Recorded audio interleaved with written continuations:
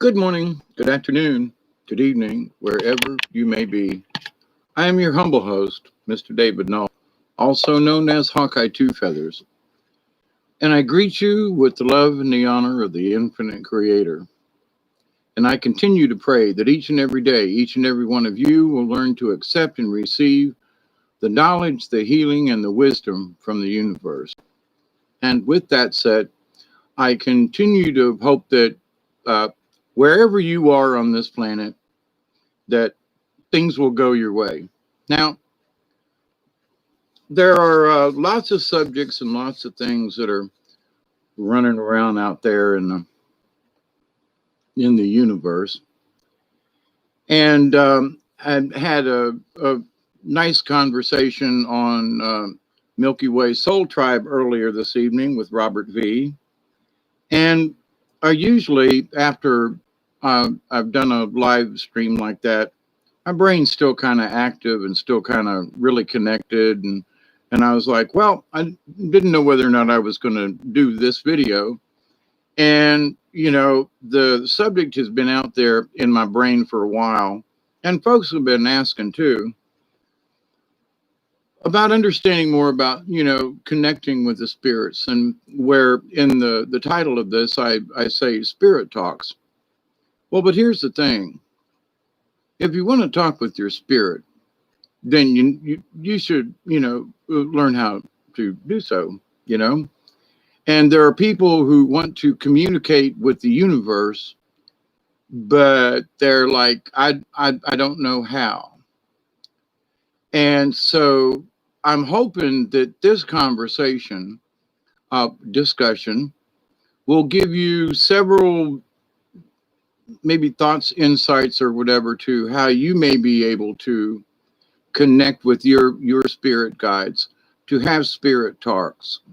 Talks, yeah, that's easy for you to say.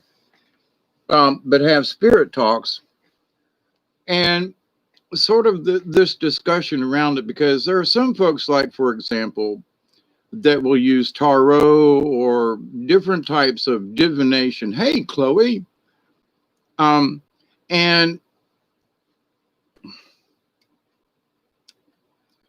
I guess I should point this out sort of early on, is that there are some types of divination. Now you say divination, what's that? Well, you're trying to reach into the other side, and trying to get energy anyway, like for finding water. But if you're trying to reach the other side, in a way, it's sort of like a divination.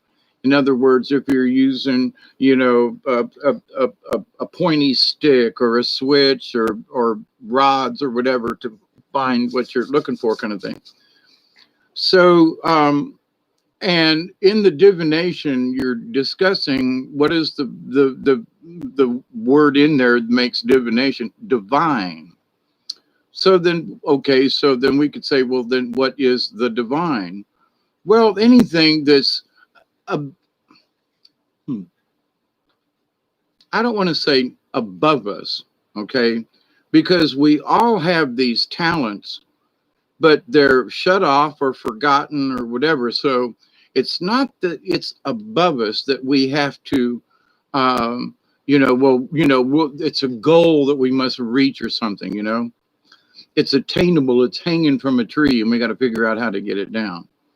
Well, actually, it's more of remembering how to use our talents versus learning how to use a talent, which could, in some instances, be the same thing for people.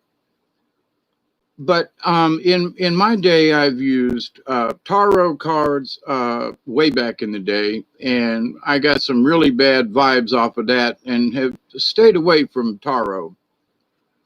Other people seem to get along just fine. Now, understanding more about what I do about the spirit world and connections and things, I could see where if I were to use tarot cards now, I am a different person. Therefore, I could use and handle the cards differently. Whereas as a novice 20 or 30 or 40 years ago, when I first got into this stuff, some of this stuff, I'm 68. So, 50 years ago is like really not that long. Anyway, so some of these things that I've been pursuing and looking at and studying has been over a long period of time. So, there are times when some things just don't work for me, and I've been doing this like for years, right? Sometimes it requires a song. In other words, it's if you're having trouble trying to meditate or finding some kind of center, sometimes you need to voice that in a song. And sometimes it's just, a hum or a tune or a la. It could be a single note. And as I read about on Milky Way Soul Tribe earlier, but it kind of spurred this thought in that the whirling dervishes, the guys that spin around, they you can spin clockwise or counterclockwise depending on whether or not you wish to receive energy or you wish to expel energy. But in that, I have done similar things with dance with other native tribes into powwows and things, and the stomp dance for the creek and the Muskogee and the turtle dance and that. It goes on and on and on. And in that repetition and in that, I can't explain it. And anybody who's ever really, like stood outside and watched it, they go, there's just a bunch of crazy Indians dancing around with, cans on their legs, right? Or turtle shells. But then when you become part of the stomp and you become part of the group that's trying to use the energy and the dance as a sacred tradition and as a enlightenment and just all of the above, and you can't help but not, it gets in you. You just, well, I'm going to dance along, and then all of a sudden you start feeling this something. You go, you're being transformed. Something you feel something else, and you don't know what it is because it's the spirit. It's this something, right? It's the connection with the universe. It's etherical. You say, well, what do you mean by that? It's spiritual. But you feel it in the people that you're dancing with. Now, that's in the stomp dance. But if well, I just realized that there may be a powwow going on this weekend, and I'm sitting here at the house. Anyway, the idea of the whirling dervish, for example, that they spin and they spin and they spin, and in the spin of the dance, that you literally just transform. I've talked with many dancers, having been a person that traveled with powwows, doing my own, storytelling and that type of thing, and puppetry and things. That I've had, time to, sit around and have conversations with folks, in between times and after times and all that. Anyway, so it's like, in talking with someone who does the eagle dance or who does this type of dance, and what do you do? How do you feel during that time? How do you express it when you're dancing? What are you thinking? How are you, presenting it? Well, with the eagle dance, you have to do this, and then the steps are this way, and it's because you want to give the impression in the dance, not to the people who are watching, okay, but you want to give the impression that you are becoming the eagle. And you say, well, what do you mean? So you allow yourself to imagine an eagle or a hawk, or even a vulture, if you will, a turkey buzzard. You see these great birds, hovering and flying on the winds, and so you imagine yourself. You allow yourself to think of the spirit of the eagle, and that with the spirit of the eagle, you feel that when you're moving your arms and that you're mimicking, you can actually feel like you're flying. And sometimes if you're into the dance enough, you actually will soar. It's unbelievable. Now, some people will say, well, it takes a lot of well, you need to learn the dance if you're going to perform a particular dance, okay, as in a Native American tradition.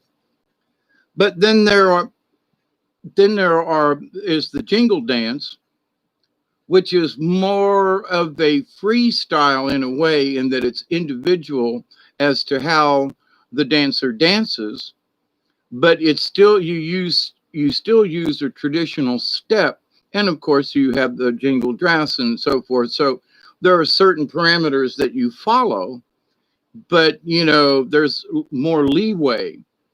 Whereas a particular dance, you know, like for the hawk or the eagle dance or some of the other dances, the idea is to allow the spirit of the animal to come into you.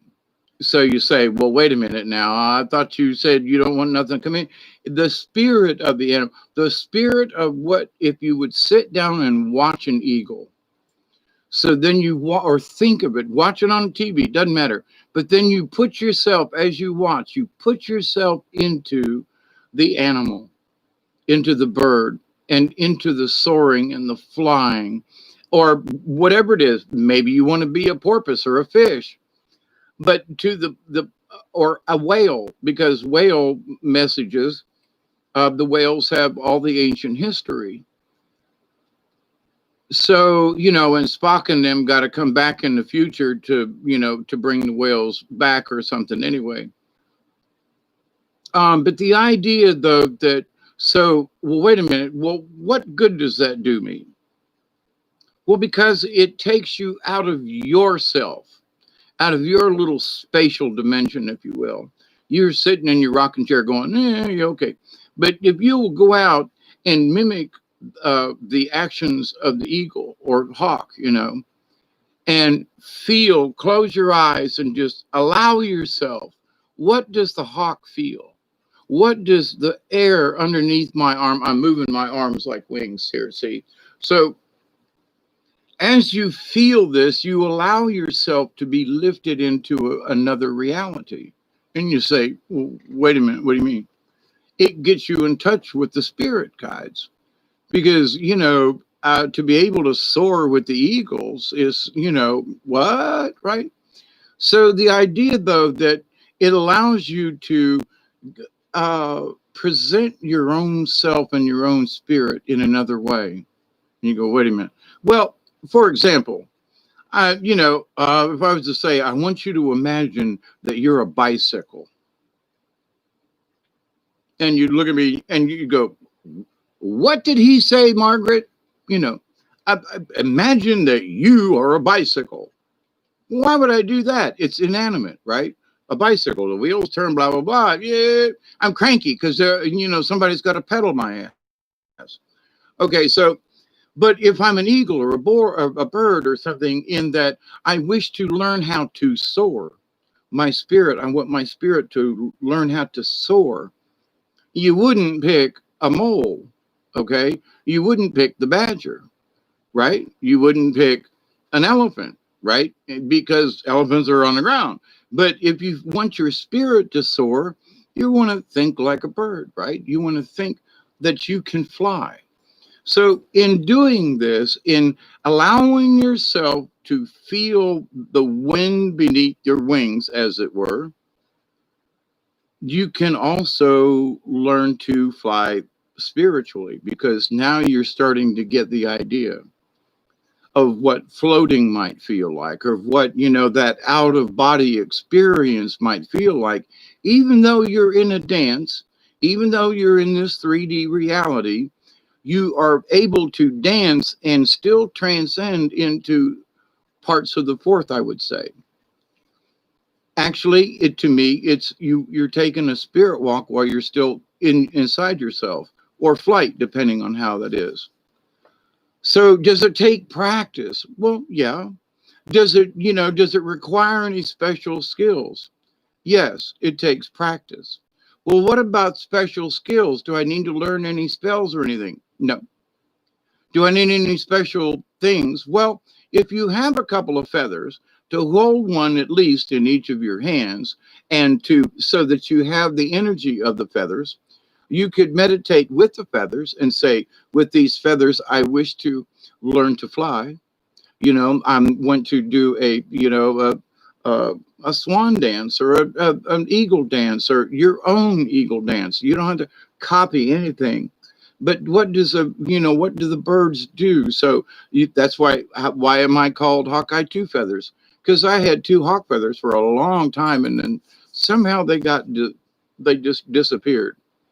But I still have hawk feathers. There's one right over here next to me. But in that, so you can meditate with feathers.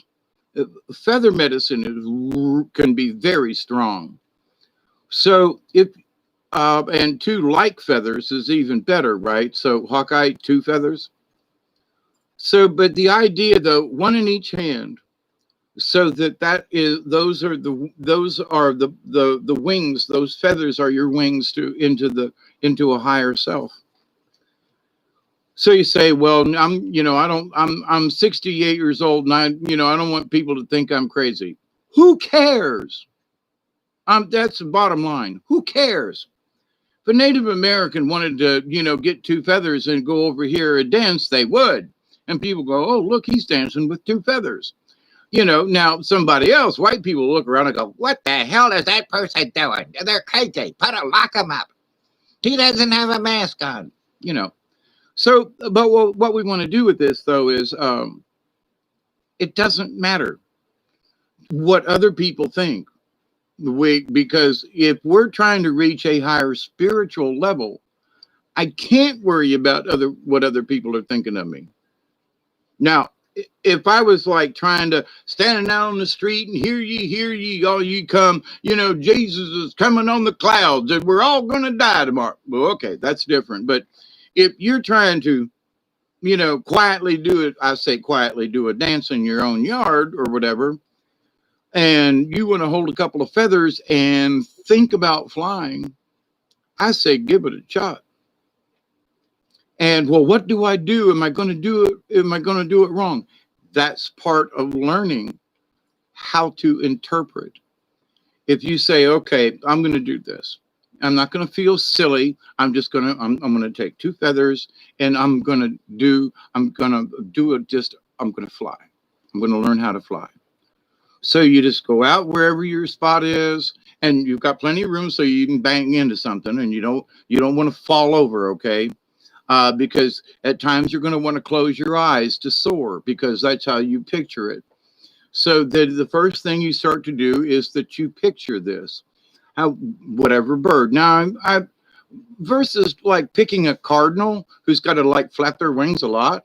I would pick one that, more like an eagle or a hawk or something like that. Albatross, or, a seagull, something that glides a lot. Simply because it's a lot easier. You don't have to flap your wings as much. So in this, then you close your mind and you find whatever, if I was at the beach, I'd be looking at seagulls and pelicans and stuff, right? I mean, that's so around here. There's been a hawk around the house screaming at me here lately, and so I would take the hawk. There's also been a couple of turkey buzzards. So you look at the pattern of how they're flying and how the tips of their feathers on the ends of their wings move as they feel the air. So in that, you're saying, okay, I'm picturing this. And it's not so much that you become the bird, is that you allow yourself to feel what the bird feels. Okay. So in that, you could become the bird, but so you're asking more, what does a bird feel like when it flies? What would it feel like to have the wind blow across my feathers? And what would it feel like for me to manipulate the tips of my wings and be able to soar and do circles, and what would it feel like? And you allow yourself. So then you go out in the yard or whatever, your back, back porch, whatever. If you got to do it in the house, that's okay too. Just make sure you don't bump into nothing, but allow yourself to soar. And you can say, oh, I feel silly. That's the first thing you got to do, is get it out of your head. Because in allowing yourself to become a part of the universe with the dance, if you will. And there's so many, so many religions face and whatever, it's in song, it's in the throat singing, it's in all these different things. So you must allow yourself the fact that you're not sure what it might do, especially at first, but you will trust it, that it will have some significance to you. Now, the first time I went out and kind of floated around, I was like, yeah, this feels kind of silly. Because I was just like being an airplane with feathers. That's not the way it goes. So the next time I tried, I was like, okay, we have to allow ourselves to think more like the bird. And so in that, you're becoming spiritual, in that you're allowing yourself to think like another being, another entity. Well, wait, I can fly. Well, we all know how to fly. But you see, the birds are our 3D representation of flying. So how do and horses, riding on a horse. Horses are that bridge for man to feel like flying without actually taking off. So in that, we understand our connection to everything. So my connection to a bird, my connection, if I want to learn about the swamp, I think about what a frog must go through, snatching flies out of the air and stuff, And you say, well, what good does that do? You don't want to become the frog. You don't want to become the bird, but you want to feel what they experience. Why? Because it brings us more in touch with everything. If you only think about yourself and what you feel like all the time, then you have no other experiences. So how can you get yourself back to being a spiritual being? By imagining what it would be like to be these other beings. What would it be like to be a dragonfly? And how much fun would that be? And you say, well, what does this have to do with talking to your spirit or to spirit talking? Because when you can allow yourself to feel these other things, you are in that spirit realm. You're taking on the dragonfly. You're taking on the hummingbird. Although you got to really, beat them arms. So that's why I suggest you start out with something that soars. So, but you take it in and you allow yourself, I am the bird. I am, I can feel I'm soaring. I can feel the air coming across my arms and my wings, whether you can or not. Okay. Now I've talked about tree meditation, and I will discuss it again here because it's important, because discussing tree meditation and also discussing like the being a bird or a frog or something, pick something that you like. What would it be like to be, what it would be like for me to be Duggar, to go out and chase these critters? I mean, he's fast and jumps and, what would it be like to be Duggar, or to be or a wolf or something, and, to be able to be free and run and jump and, hey, so by allowing these feelings, we're allowing ourselves to be more than what we are in this physical reality. So we start pretending, what does it feel like? But in that pretend, especially in your meditative state with your intent, you will actually feel like a bird, eventually, at least. Now, tree meditation. You ask the tree, you lean up against the tree. If you've ever studied any biology at all, there are parts of the tree, that the roots that go down, and they bring the nutrients up from the soil and take it all the way up to the top of the trees, to the leaves. And the leaves take that and they convert it with the sunlight into more energy and send it back down the tree. So there is this up and this down, this flowing of energy in all living things, but we're talking about trees right now. So when you have a meditation with a tree, you're going to put your back, your spine up against the tree, and allow your spine to become part of the tree. You just imagine, you feel it, you can feel the bark, and just allow yourself to sort of sink into the tree and become part of the tree. And in doing so, you imagine feeling the energy coming up from the roots through you and up through the bark. And then, I have just been sitting on top of trees and feeling like what a leaf feels like to blow in the wind. And the feeling is like, oh my God, I can see the house from here. But then it's just an astonishing feeling. So, okay, so what's this got to do with spirit talking?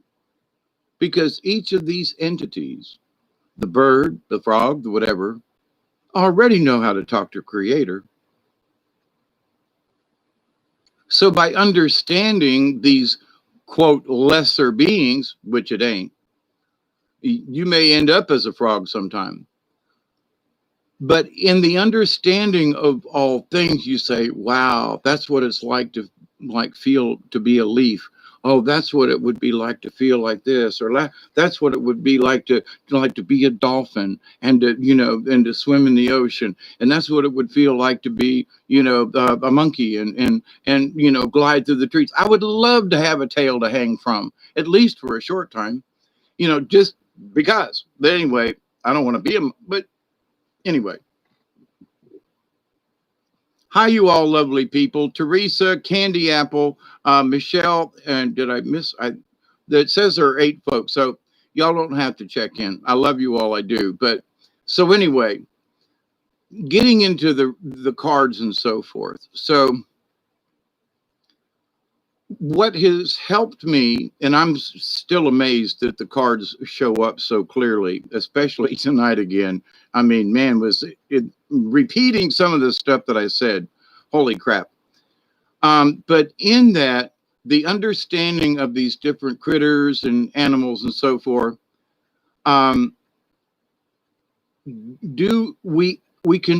it takes us out of ourselves in that, well, I don't know, I don't understand myself. Well, okay.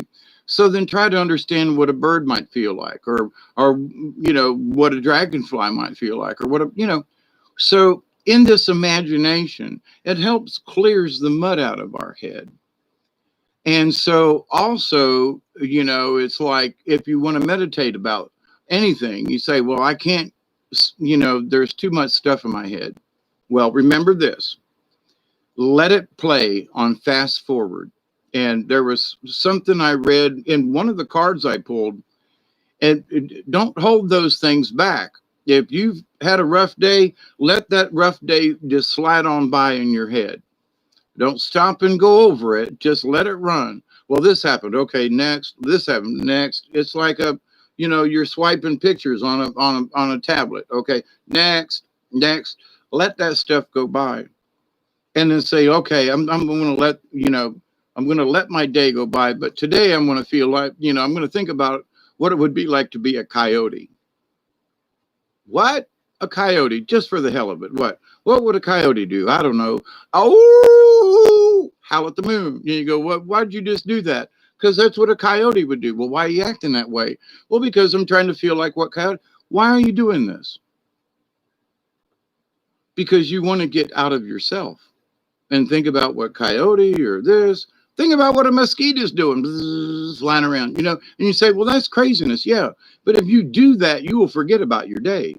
And you will get out of your normal self, and you will get into higher thinking, because normally who thinks about what does a mosquito feel like when it's flying around? So you're putting yourself in a whole different level of thinking right off the bat. You're acknowledging that all these other critters are important in the universe. That's important to the spirit guides, because they're going, oh, hey, Hawkeye's actually paying attention down there. Something's gone. He's howling like a wolf or a coyote. Wow, he needs a little practice on that. We'll have to send him notes. Okay. So, do we need extra things, magic spells or whatever? No, we really don't. What we need is our intent, and we need to understand that we have these connections with all things. So, what does it feel like to fly like a bird? We've probably already done it at some point in our long history of our souls, our sovereign souls, by the way. And and you say, well, why that, Dave? Why sovereign souls? Because you should go to your grave and beyond believing that you're sovereign. Otherwise, other entities can come by and nip at you and swallow you whole if you allow them to. Because if you give up yourself, your sovereignness, it's like selling your soul to the devil, sort of.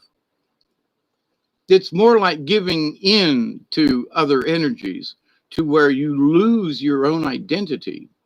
And no, we want to make sure, for as good or bad as it may be, I'm David Null, I'm Hawkeye Two Feathers. That's me. I can pretend to be other folks, but I know I'm just pretending, okay, as an actor or a storyteller. But in myself, I know who I am spiritually. So a lot of folks worrying about that, a lot of folks getting in this chaos. So what is this about this? Well, tomorrow I'm going to be a chicken. What? Chickens are damn smart, let me tell you. So, and they also have a pecking order. But the idea, though, that what do you mean you're going to be a chicken? Well, I'm going to think, buck, buck, buck, buck, buck. Why? Because it's going to make you feel silly. It's going to make you feel different. It's going to get you into a different line of thinking. Now, cards, different ways of using things. When you start connecting to these things, you also, for me, I started asking, listen, if I want to chat with you, how will I know that the information I'm getting is good? So, for example, I might have some wild thought about, well, coyote comes to mind, or I've been thinking about frogs for the last 2 days. Okay. So then there are several books, and I got to reach for this one.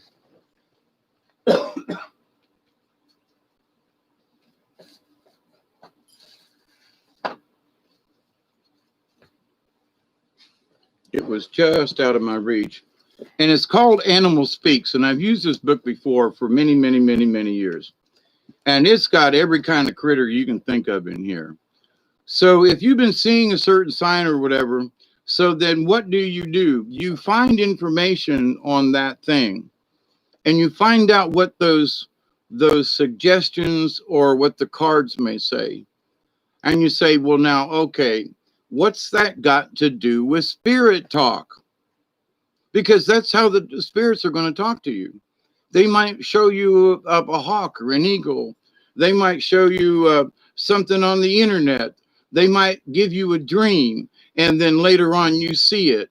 That's spirit talk.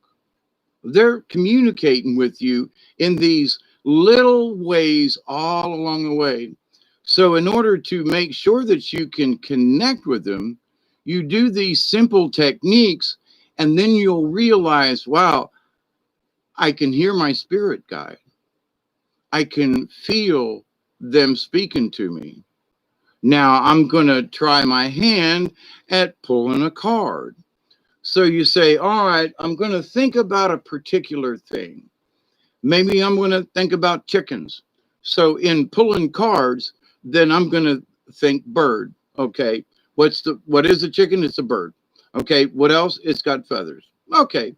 So if I were to pull a card, since there isn't a chicken card in the cards, if I pull a card with birds, then that to me says I got my chicken card, because it's feathers. And so you can say, well, okay, I'm talking with the spirits. They've got my attention and I've got theirs, because my thought was a bird. Thought was chicken. And I came up with a turkey. Okay, feathers. You follow me? So you have to establish a base point when you're speaking with the spirits. Now, there are folks that are going, well, I'm just going to crystal ball and I'm going to sit here and I'm going to talk to the spirits. They can come to you that way too. Um, they will speak to you in more subtle ways.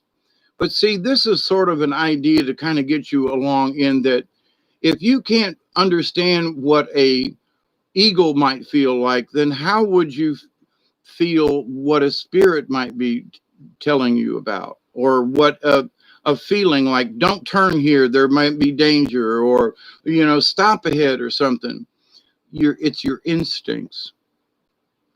So when you heighten your instincts, feeling like what a bird would be like, because I'm sure people say, well, that's just nonsense, I don't want to know about a bird. Well, then you really don't want to understand the whole gizmo then, because if you're only going to focus on this, then you're going to leave out the rest of the universe.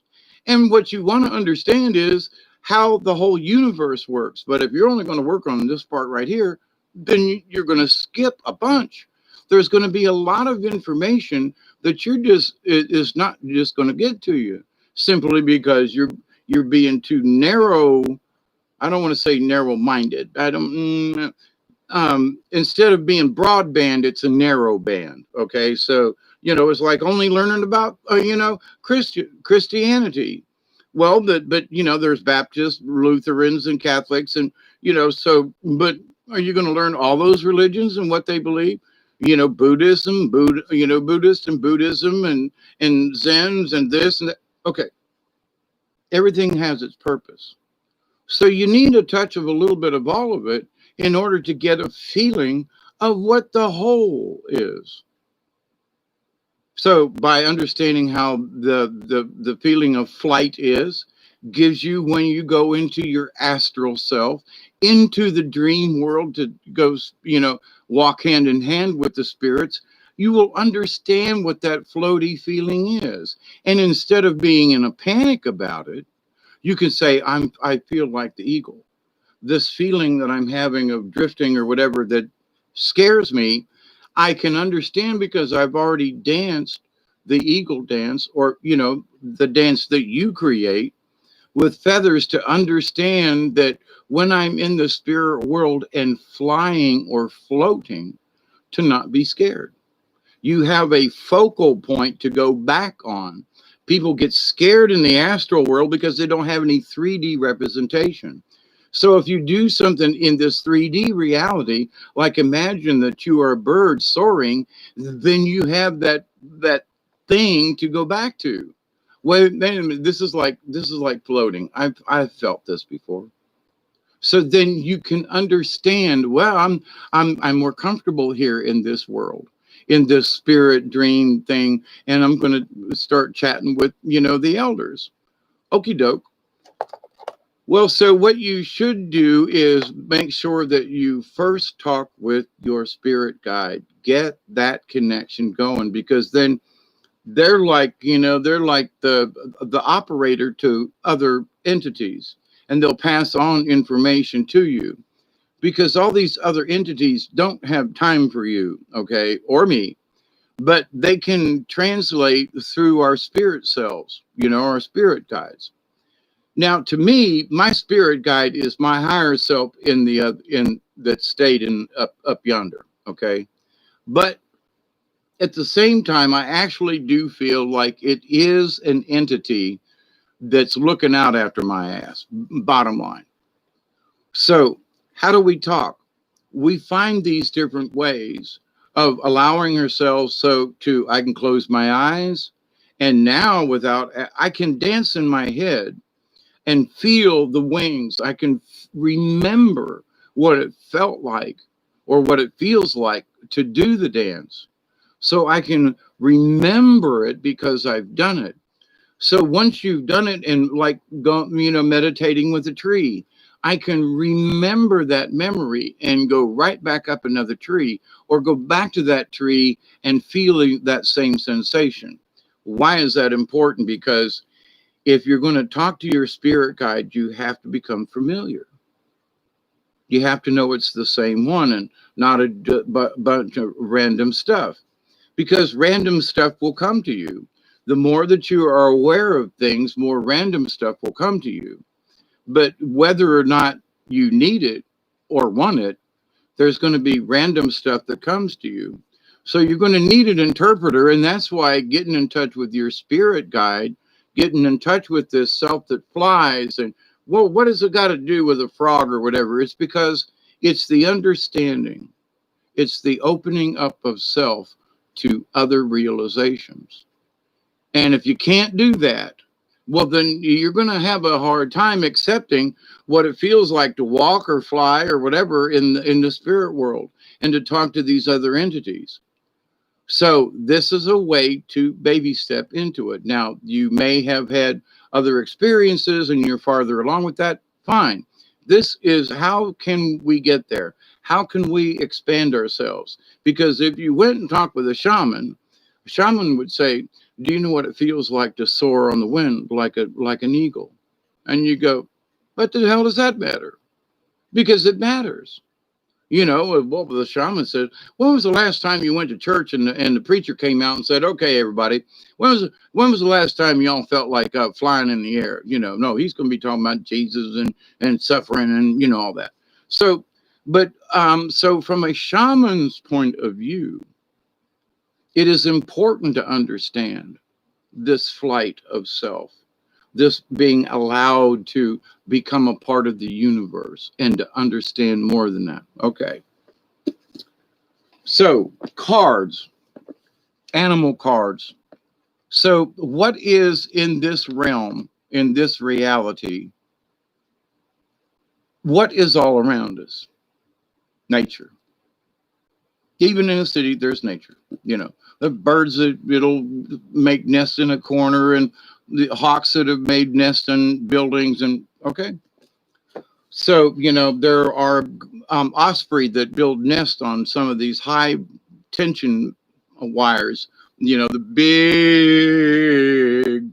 steel trusses that carry electric transmission lines. They'll make nests way at the top of them. You know, I'm going to go, why'd you build up there? You know, when there are all these trees around, who knows, but they do. So, the idea then that first we learn what these critters can be, and we understand that seeing things in nature, because nature is connected to Mother Earth, is connected to the Creator, is connected to the universe, is connected. So now here's the thing. Does every squirrel you see, does that mean that, oh my God, I saw another squirrel? Well, okay. Does that mean every squirrel has got a thing or whatever? No, but if you see a bunch of squirrels, you know, maybe you're hiding your nuts or something, you know, or maybe you're doing something that should be, you know, reconsidered. Now, it could be that you're just in the park and there are a crap load of squirrels. Okay. But so that's in the interpretation. But you may be watching the squirrels when actually there's something over to the side that is actually more important, you know? So in your awareness of things, you see all these squirrels playing in the park. But if you're only focused on the squirrels and wondering what they mean, there may be a hawk sitting over in a tree eyeing one of them squirrels, trying to figure out how he's going to swoop down and get him some dinner for him and the family. So, you know, and in that awareness, you say, wait, there's a hawk sitting over there. There's something else in the picture. Why is that important? Because it allows ourselves to get rid of a box to think out of. Everything then becomes a potential message from the spirit, from your spirit guide, a tap on the shoulder, something over here, a word, something.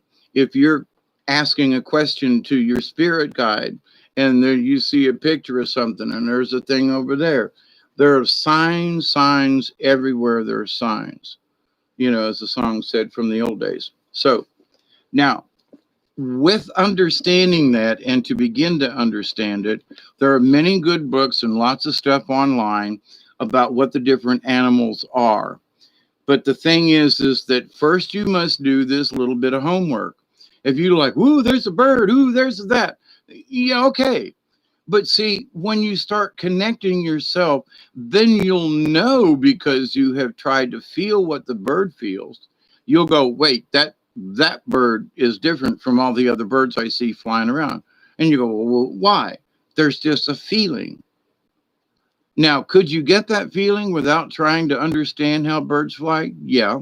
But it's a whole lot easier because you start to connect with the birds or with the coyote or with the earthworm, for goodness sake. You know, what does it feel like to be an earthworm and wiggle through the dirt? You know, just saying. And to be perfectly, good with being dirty all the time, Although, have you ever seen a dirty worm? Just saying. So, Animal Speak is a very important book to me because it talks about all different types of animals and what their meanings and what it could mean to you as a totem or as like seeing a hawk, for example, could be like pulling a hawk card. So you check out and you go, well, what does hawk mean to me? It means to be observant. Okay, if I see a hawk, then the message to me, I don't have to pick up the book. I know that hawk is observant and looking at the overall picture. So it may be a warning to keep your eye open, pay attention, be more observant for whatever reason. And, I'm busy looking up at the sky and I trip on a board and stub my toe. So be observant, right? Oh, look down once in a while. Anyway, so there is this in this, and part of this. Oh, wait.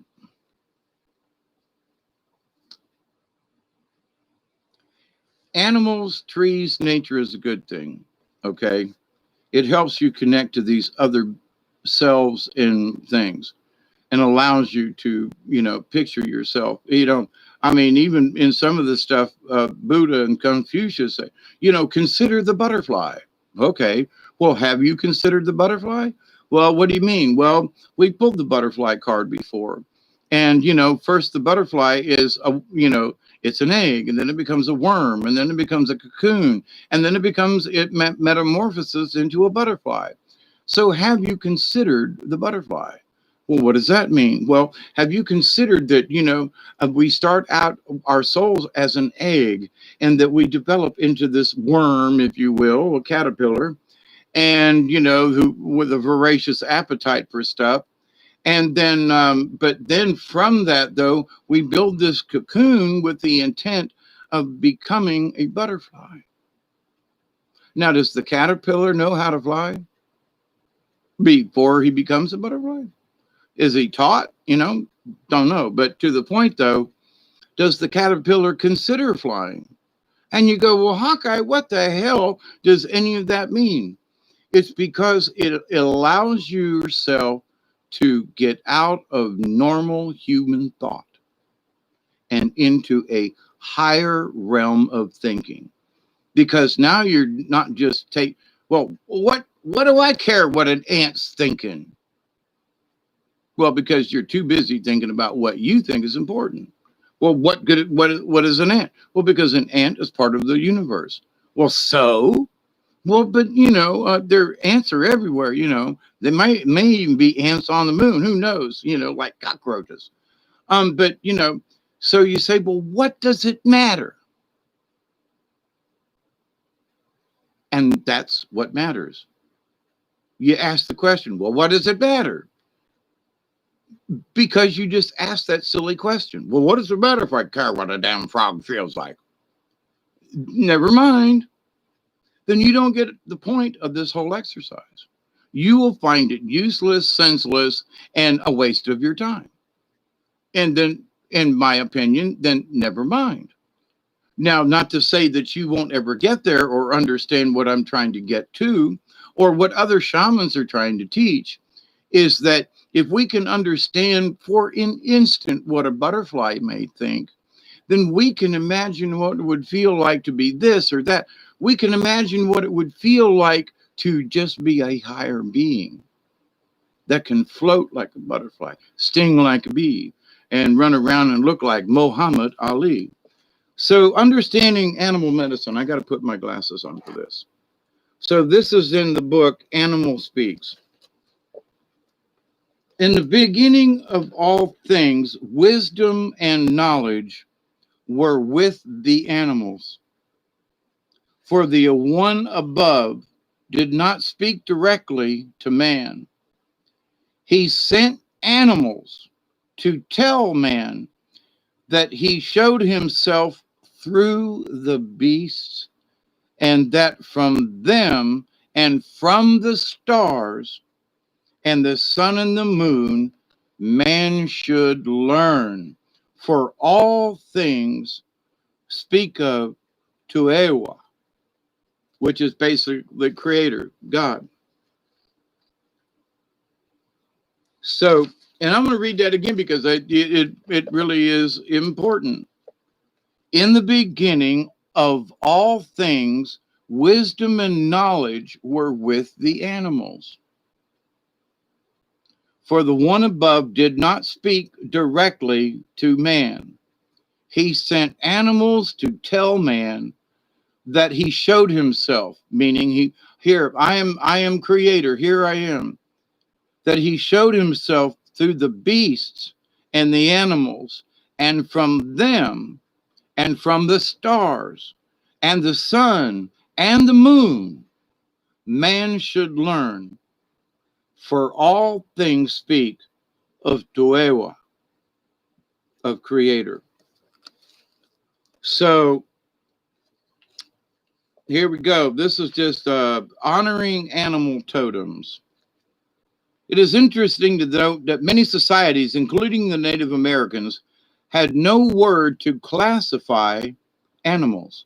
They were simply considered a people, just as humans were people. To the Lakota, they were brothers and sisters, fathers and mothers. They were extended kin.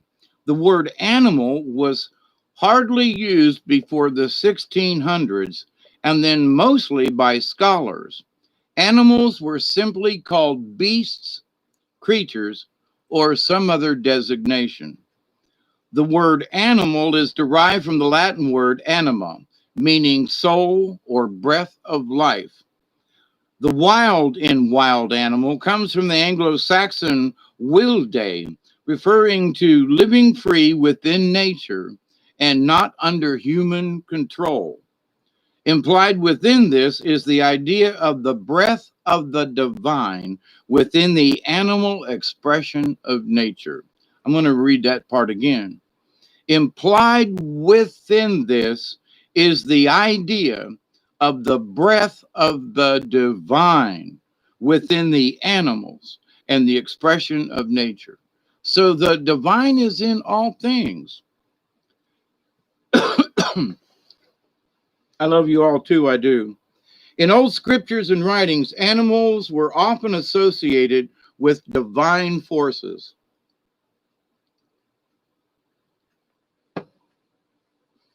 Specifically with gods and goddesses. Every Eastern Indian god and goddess had an animal for a vehicle. The divine being is literally carried about on the animal. For example, the elephant-headed Ganesha was mounted upon a large rat, or Shiva, who rides the bull Nadi. The animal also is a messenger of the god or goddesses, and the animal expresses the gods and goddesses' nature and its relationship to nature. The people recognized that the divine being was present within the animal. Thus, every bull was Shiva, as well as being sacred to Shiva. That's why the bulls in India and so forth. The Hindu temples were often constructed in concentric circles, and animals appeared in different forms on different levels of the circles.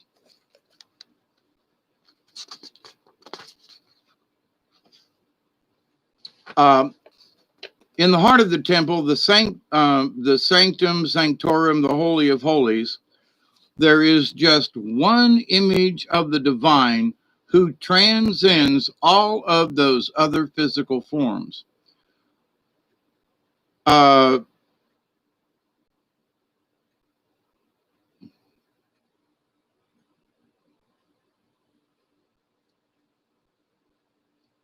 Even the old scriptures and symbolisms of animals often varied according to context, excuse me, in spite of the constants, the writers and teachers who tried to assign them. The perception and meaning of the animal could be interpreted along natural, human, divine, or even fantastic lines of thought. And usually it involved all. So when I was talking about earlier, where some people might say he's talking about animals and trying to understand what they are and this and that and the other thing. In all religions, in all places, and even in the Bible, I mean, it's the Lamb of God, just saying. So, uh, everything has had its place in that respect. So, this is what you must constantly keep in mind as you develop your own animal speak. There is no simple interpretation. Each animal will speak to you individually, specifically, and metaphorically.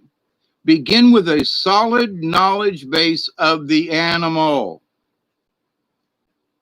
and then move into the more mystical and metaphorical associations. None is necessarily any more beneficial than the other, but the former will establish a foundation upon which the latter will add the color to your relationship with the animal and the entire natural world. Okay. Keep in mind that each animal must be examined for its own characteristics and behaviors and related specifically to your own individual life or question or problem, but to your life. Any correspondence you can make is going to have some seeds of truth. Okay.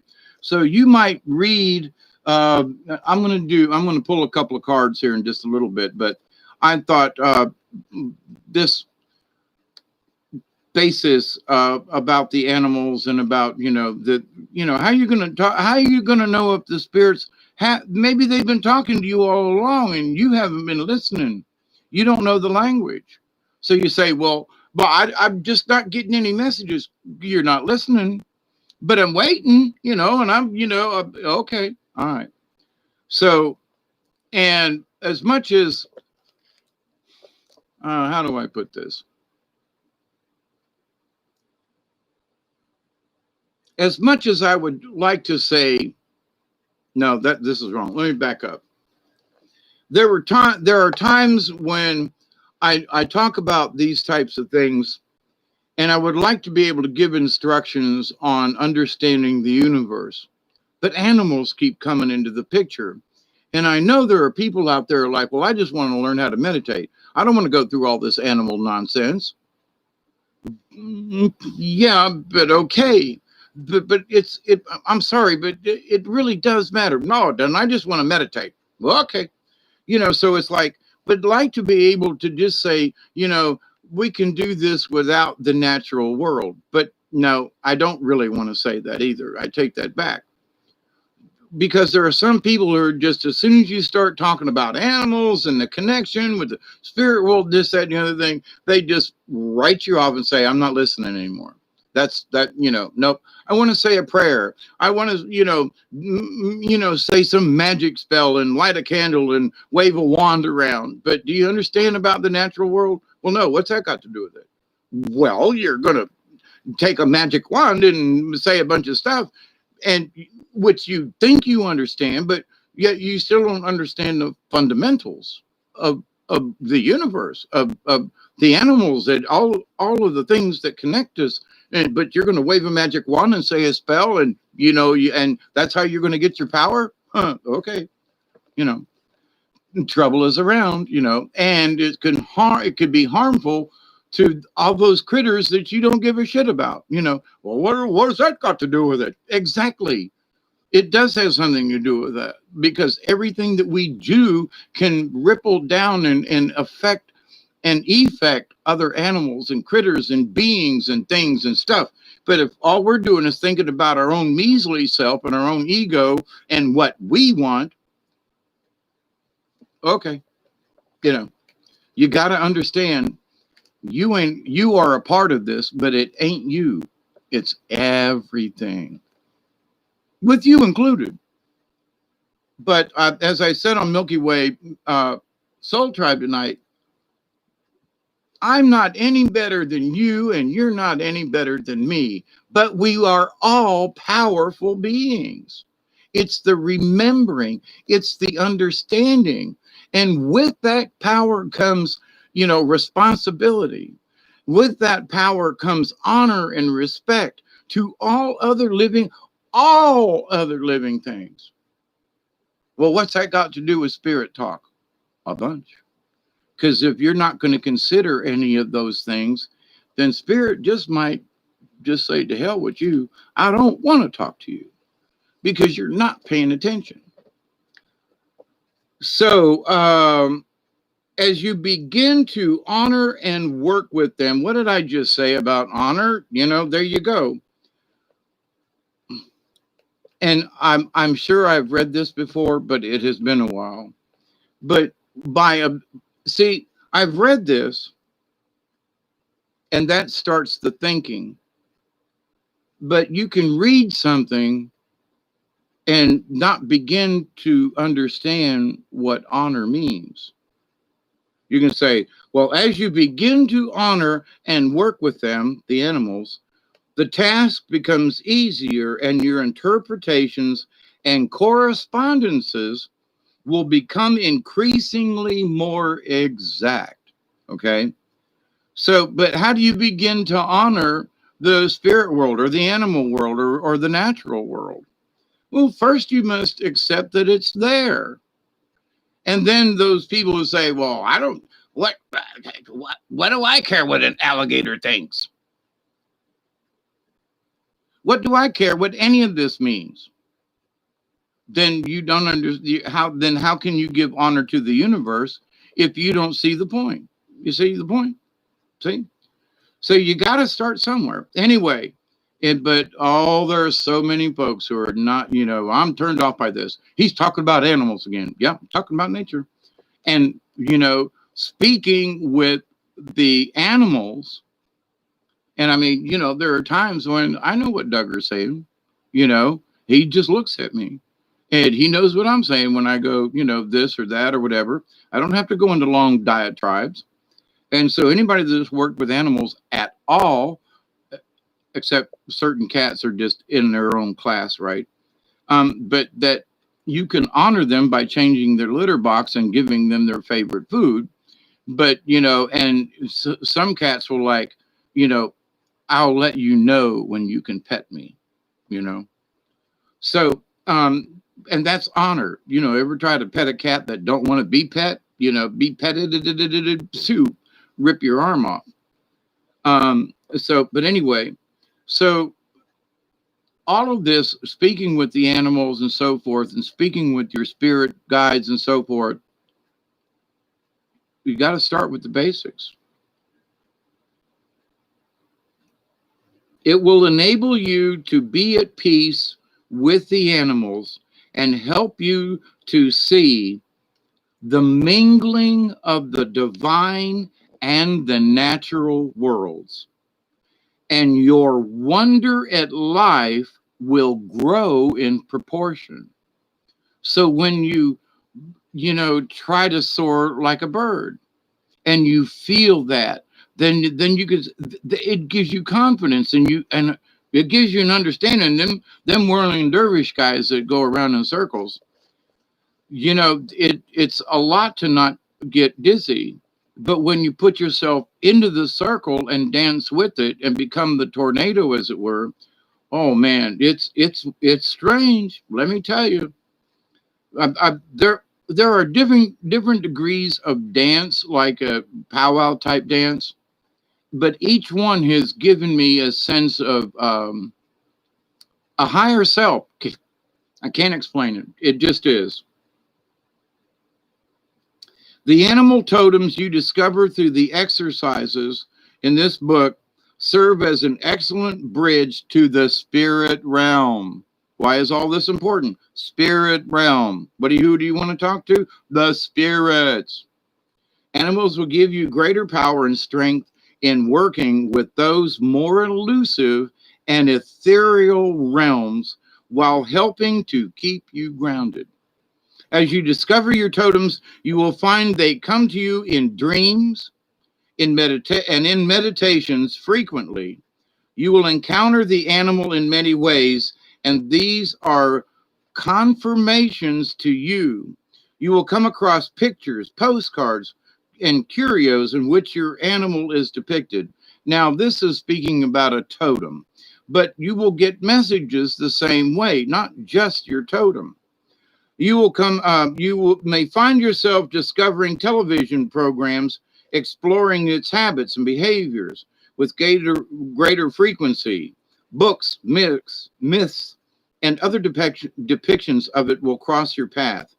You do not have to indulge in all of these, but by acknowledging them and taking advantage of them, you honor the spirit and the energy working in your life through the animal totem. Now, that's a totem. So I know that hawk is my totem, but I also know that I don't want to say lesser totems, but uh, beaver and otter are my two water brothers and sisters.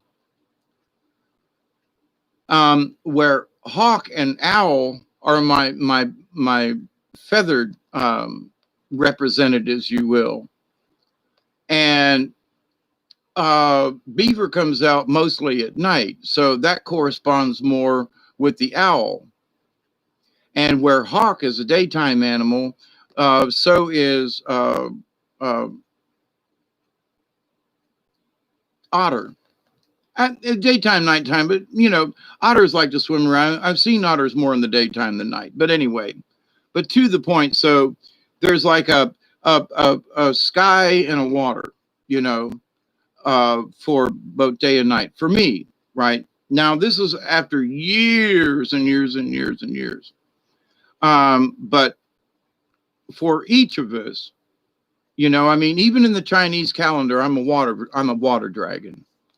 And so I have this dragon quality, and I've met other dragon people. And there are certain things that dragon folks will do, and some are a little too aggressive.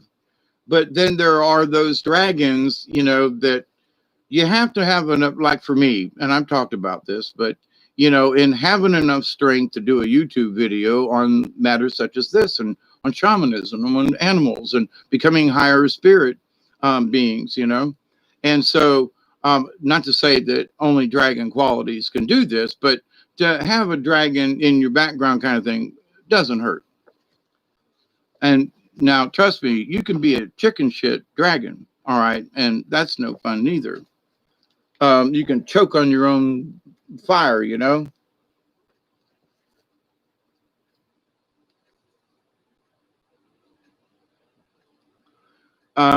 Talk amongst yourself for a minute.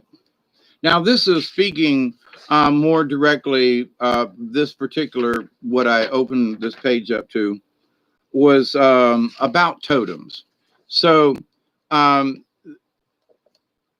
I don't want to just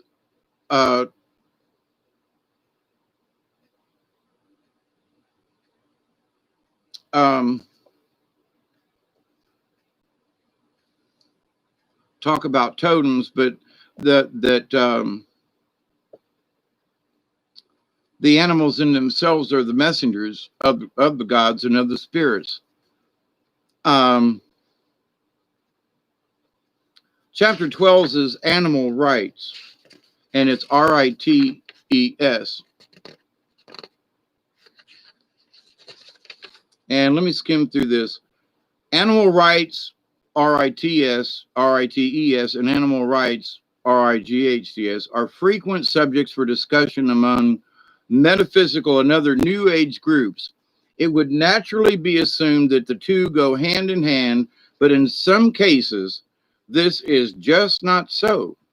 It is amazing how often I hear stories of animal rights that involve sacrifice.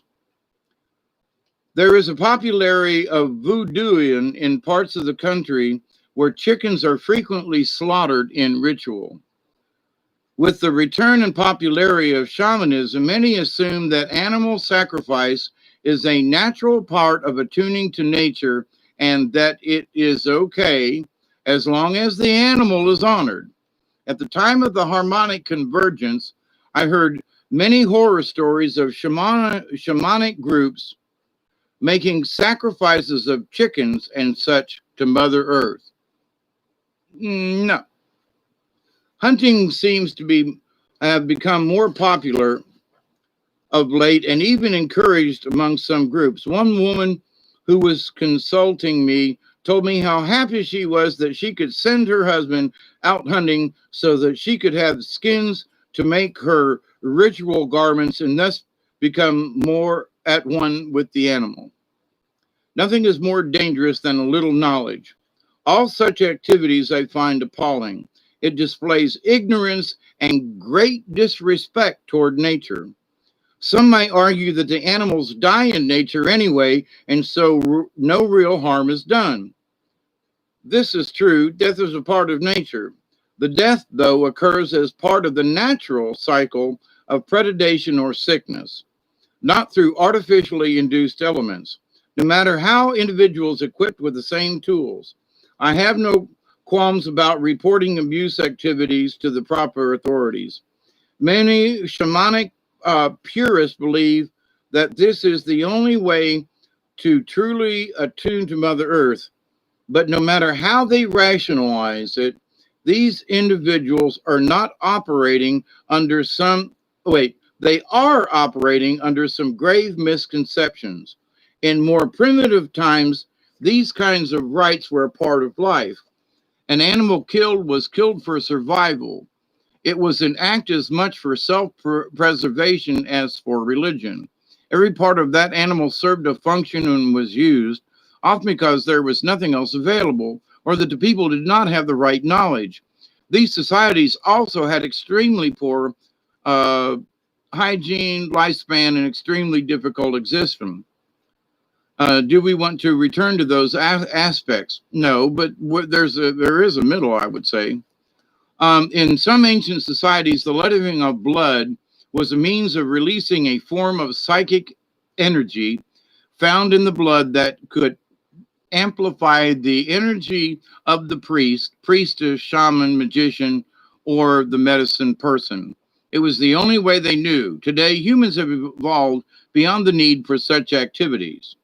The human psychic energy is too strong and vital, and such activities simply contaminate the human energy field. No matter what kind of cleansing and purification activities are combined with it, sacrifice pollutes the thoughts, emotions, and even the physical health. Those who proclaim this is a necessity are misguided. I so heartily agree.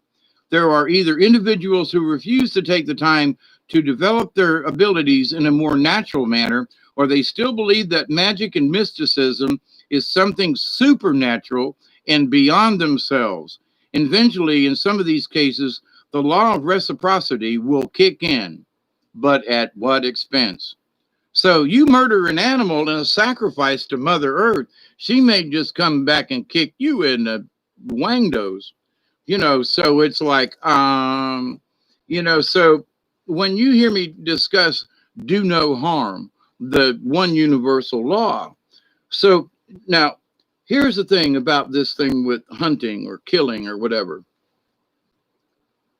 I don't know if I said it online, but my grandson and I, we were discussing this years ago, and he went out to shoot his first deer. And I explained to him, I said, Native Americans, they just don't shoot the first thing they see.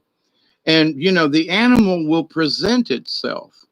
So if you're in need of an animal hide, but you know, if you kill a deer, I've got a deer hide right here that's been hanging here for years. You know, someone killed a deer and I skin it and we split the meat and this went there and that. So, but it was done with an honor about it.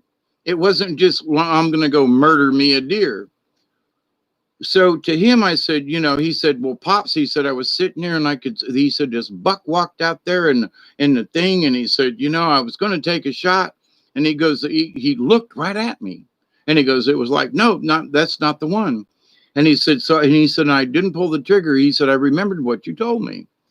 And he said, about, you know, just a few minutes later, he said, out walks this, you know, medium sized buck with a nice rack. And he said, Pops, he just stood there and he presented himself to me. And he said, I said a prayer and took the shot and dropped him. And we took him home. I skinned him and we put him in the freezer, and, you know, and so there's honor in that. So when the warriors would go out hunting, they would sometimes fast the day before. Now you're going to wait a minute. These guys are going to go running through chasing animals and hunting and stuff, but they're going to not eat the day before. They would fast. Now, to that point, if they fasted, that means they wouldn't have to stop to take a poo. Just saying. But you know, if you're chasing buffalo, you don't have to stop and take you know. So, but the other thing was is that they did it in honor before. I'm going to cleanse myself and ask Creator to give us a good hunt for tomorrow. You know, and so it's like, you know, all right. But so how many people actually do that? You know, if you go fishing, you know, I'm going to fish. Why? Well, I just want to see what I can catch, you know. Well, there's a sport. And you say, well, you catch and release. But if you make, you know, animals a sport, I mean, I quit fishing because, well, number one, I got stabbed with with a hook for 2 days. But um, in that, I realized that, wait a minute, you know, uh, my friend Martha, she was like, have you ever thought about what it feels like to have a hook in you? Well, I do, you know, for a day.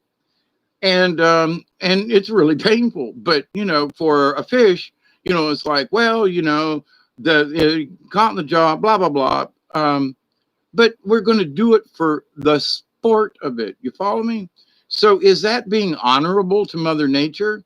So as I would go fishing before for the sport of it, I realized that, wait a minute, every time I tried to do it for the sport of it, my line would get hung up, my reel wouldn't work, I was losing lures, I was getting fish, you know. So I realized that, oh, wait a minute, maybe this fishing for sport as I've gotten older is not necessarily what Hawkeye's supposed to be doing. Oh, well, wait a minute now. Well, because it's dishonorable. Now, if I was hungry and needed fish, go out and fish. But to just go out and fish for the heck of it, you know, oh, I don't know. Who gives a shit about the fish? Let's see what I can catch. Now, to that point, though, as a biology type person, I would fish spots to see if there were any fish at all, not necessarily as to catch them or to be sporting about it, but more is are there any fish in here? Okay, different. So my intent has a lot to do with it, but um,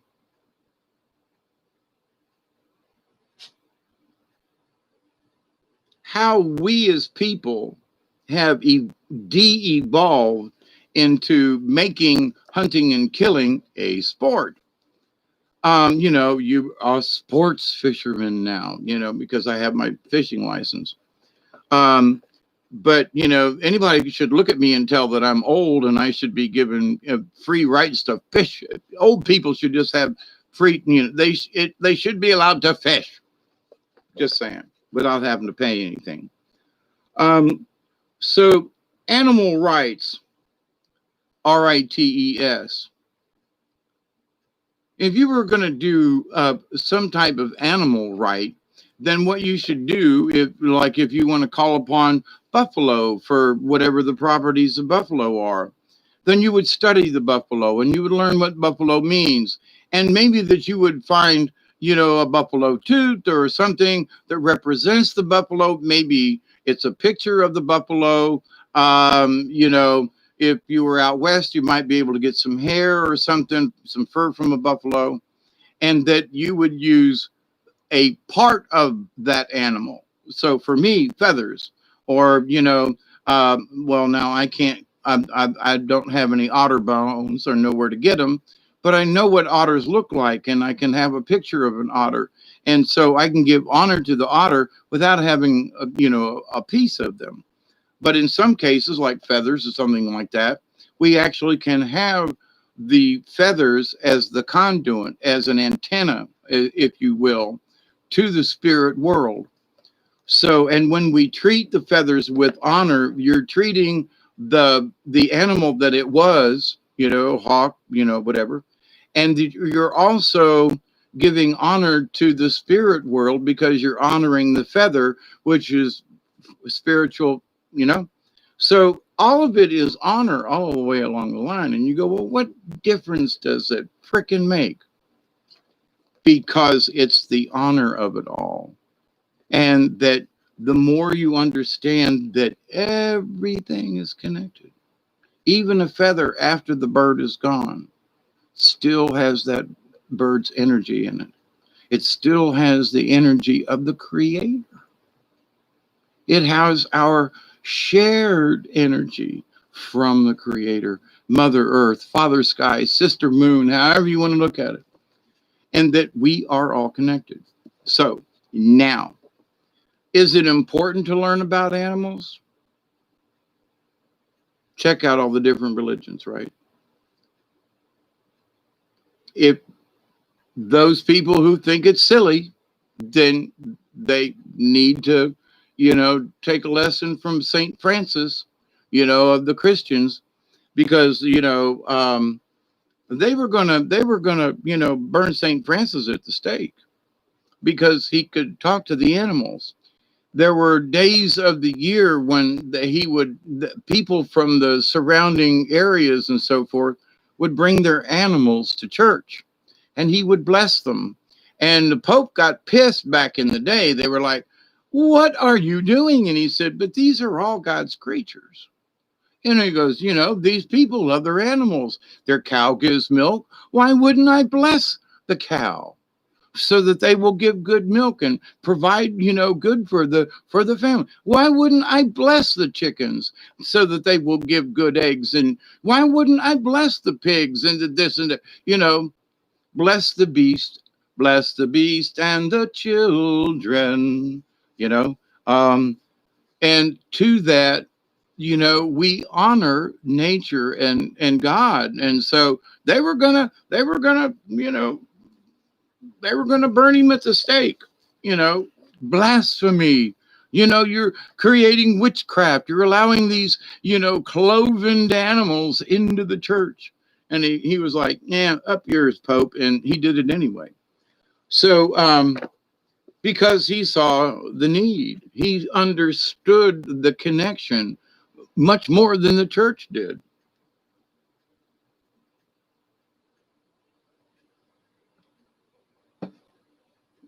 So, with that said, so in understanding about meditation, so we want to learn how to get into the spirit realm. We want to make sure that we can talk to the spirits. I mean, my granny, remember what your grandma was like, or remember what this certain person was, and pick one thing that if you could think about them, what would it be? And for me, granny, it was a rose water perfume thing. It was very light. And so when I get that little whiff, I go, "Granny," you know. And so I don't need to like, woo, contact, blah, blah, blah. All I have to do is just think about that smell. And I got pictures of Granny up on the wall, but and think my favorite little Granny look that, think about her voice on the phone when she used to giggle when I'd call her and she, She was dialing my phone number, but because of our psychic connection. So, I think about those. So those things, you imprint that in there, and if you're connecting to the universe, then that's the message that you send. You've already sent it. I've got this picture of Granny in my head. Boom. If Granny's not busy, Granny's with me. But here's the other part of it. When you understand the greater sense of all critters, things, and everything, you understand that Granny is always here because of her memories, and they're still in my brain. So they're electrical impulses. And so Granny's still with me. And so are all these other people that I've met. And some of these good stories, bad stories, funny stories, sad stories. These people have become a part of my life, these folks that I've met. You folks are part of my life, right? And even though we haven't physically met, we've met in here. So with that, we've shared energy, like Brian. Many of us had never met Brian, but we had met him here. And so, but I still feel like I know him. And like earlier tonight on the show, I just felt like his presence was here in the house. So when Robert V asked me, what are the last words you want to say? I felt like his hand was on my shoulder. I didn't say it then. Maybe I should have. But I was like, be the frequency you wish to receive. And I was like, holy cow. It just felt like he was here. Now I can't identify him by any smell or anything because I never met him, or any other physical feat. But here's the thing: when you can understand other feelings of other animals, other critters, other parts of nature, and other things, then you'll be able to easily hear our loved ones, the people, other folks, our spirit guide. I am still against, trying to uh, channel other folks. But my understanding of channeling, folks want to, allow these beings to come into them. And that's not a good thing. I want to ask questions about a particular entity or something. I'm going to ask my spirit guide. I don't want anybody else in my energy field. They can come and visit with my spirit guide as the protector. But I'm going to know because I'm assured of my own sovereignty as a spirit being.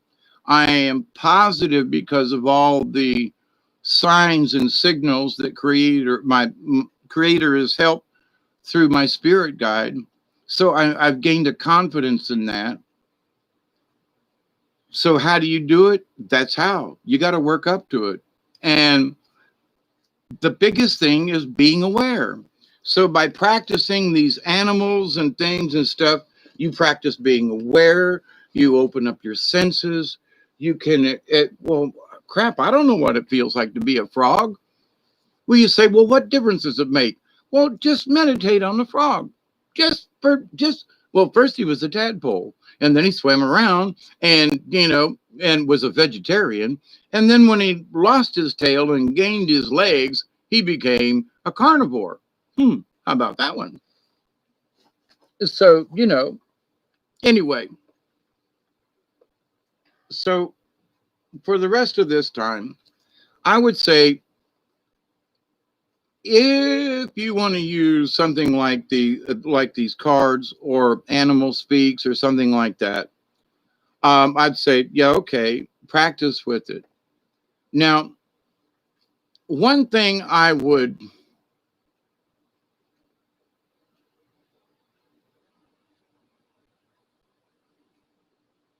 they're talking. Hang on a second. One thing I would caution you against doing, because I used to do it, and it can end up in a no-win situation.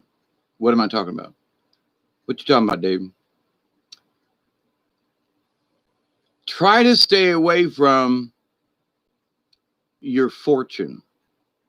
Try to stay away from the future. What are future events? Am I going to get my job? Am I going to find a, a loving boyfriend, girlfriend, or, or alligator to live with, who could be a girlfriend, or boyfriend, depending. Um,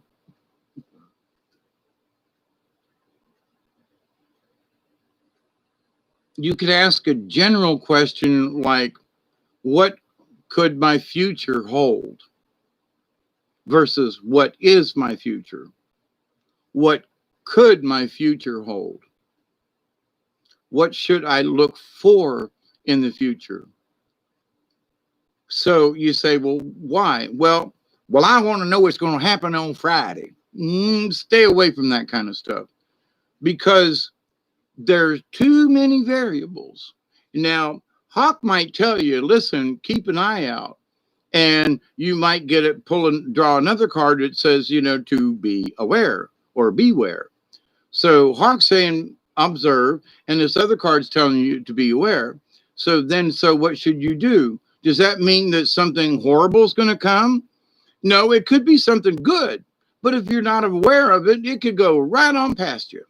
So is it telling you to beware? Be aware, beware, beware. But is that necessarily a bad thing? Or it could be. It could be an accident, and it could be something you're not paying attention to. So it's like, when asking the cards, I don't necessarily ask them any particular thing anymore. If somebody, like, for example, somebody's out there going, pick a card for me, pick a card for me. Raise your hand. I know you're out there. Somebody's thinking it. But it's like, okay, somebody needs a card. What card is it? So I don't try to determine, well, they need something about the future, or someone needs a card. Period. I need to pull a card. There is a card in this deck someone needs to hear about, whatever the message is. So see, I don't ask for specifics anymore. Now, there are times when I have had to sit down and go, look, I need a little help here. And maybe I'm at a loss as to what card or what animal totem or what frame of thinking, platypus, duck, elephant, what critter should I consider, and the energy there. So like there are times when I feel like I'm hibernating, and that immediately puts me into bear. And I think, well, if I'm having bear thoughts, and what could this bear message mean? So what could it mean? Not necessarily what does it mean? Because for every instant that I am alive, I can change my mind. So the future can be changed. Now, certain other events are beyond my control, but I can control my own little spot here, right? So rather than be convinced or try to establish in that this is going to happen, well, beware. Well, beware. Maybe you should do a scratch off and you'll win $1 million. Beware. There might be look down. There's somebody dropped a scratch off card. Be aware. So it doesn't necessarily mean it's bad, mean, bad, and nasty. So you have to keep those thoughts out of it when you're picking cards. You just have to. So in picking the cards, and I'm going to shuffle them again. I shuffled them earlier, and I haven't really done anything. Well, those last cards I just threw on top from the last reading I did. But anyway. So did somebody raise their hand out there about wanting a card read for them? I was sort of teasing, but I wasn't. Hey, Scratch. Beware. Exactly. Where you need to go. I pulled one. Mine was a weasel. Hi, bye, Jamie. For me, all outer systems are fine, are simply an intermediary to feeling and experiencing the beloved that's closer than my breath. Communication is constant in the now. Slowing the mind is key. Yep. I've modded a few channels that do cards, pulls for the last 2-3 years. I've never had a card pulled. You want one, Scratch? Uh, no, not me. I don't want to know my future. Well, but it doesn't necessarily have to be the future. Your local Department of Fish and Wildlife, Natural Resources, an SR license. The state of Georgia used to, and I missed it literally by 2 months. The 1st of August was the cutoff, and my birthday is September 24th. So 52. And so anybody born after the August 1st of 1952, I have to pay $7 a year for, but it includes hunting, fishing, anything in Georgia I want to do, you know. Now I'm supposed to get a trout stamp if I go trout fishing and blah, blah, blah. But anyway, but you know, for $7 a year, I can hunt and fish, you know, and that's pretty good. Anyway, so to the cards. Now, I've tried to be sensitive with my fingers. All right. So, in understanding that. Now, with all the practice that I've had with doing these types of things, so I have developed a sense of touch. And, you know, so now I'm going to ask, the cards.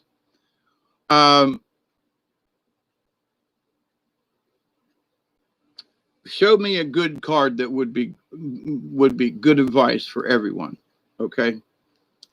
So, well, any of these could be, but I mean, you know, that's appropriate for this. So as I go through, I feel sometimes the bottom of the card or the top of the card or something. So I'm using my fingertips and my energies. I'm actually feeling the cards with my energy.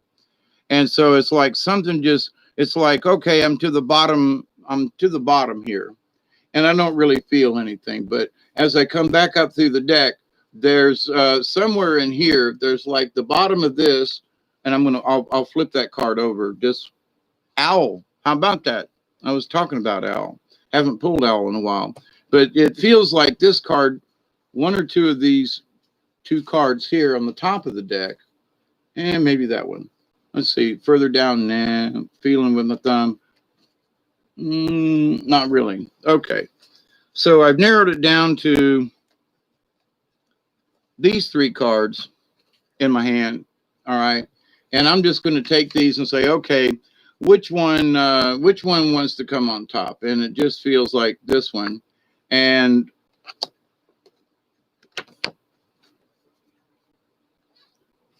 Armadillo came back. Now I shuffled these cards. Okay.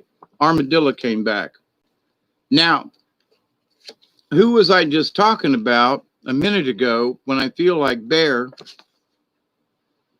There's the bear card. Now, I pulled this card. I was been talking about frog. There's the frog card. Now, there's all these other things in here, but I've mentioned these things during the conversation tonight. You know, what's it like to be a frog? I talked about owl being, you know, my nighttime, but owl seemed to be the one that it was really looking at, but the other three was sitting there. So I'm gonna read frog because it's been repetitious. You mentioned the bear. Good. Truth of me, I pulled that one as well. Which one? But see, I don't plan this. I went through the deck. I shuffled them. I mixed them up. I turned them around sideways so they're not all straight up or down. But anyway, and wow, that just went over the top of my head. So hang on a second, y'all. Hi, Bob. How are you?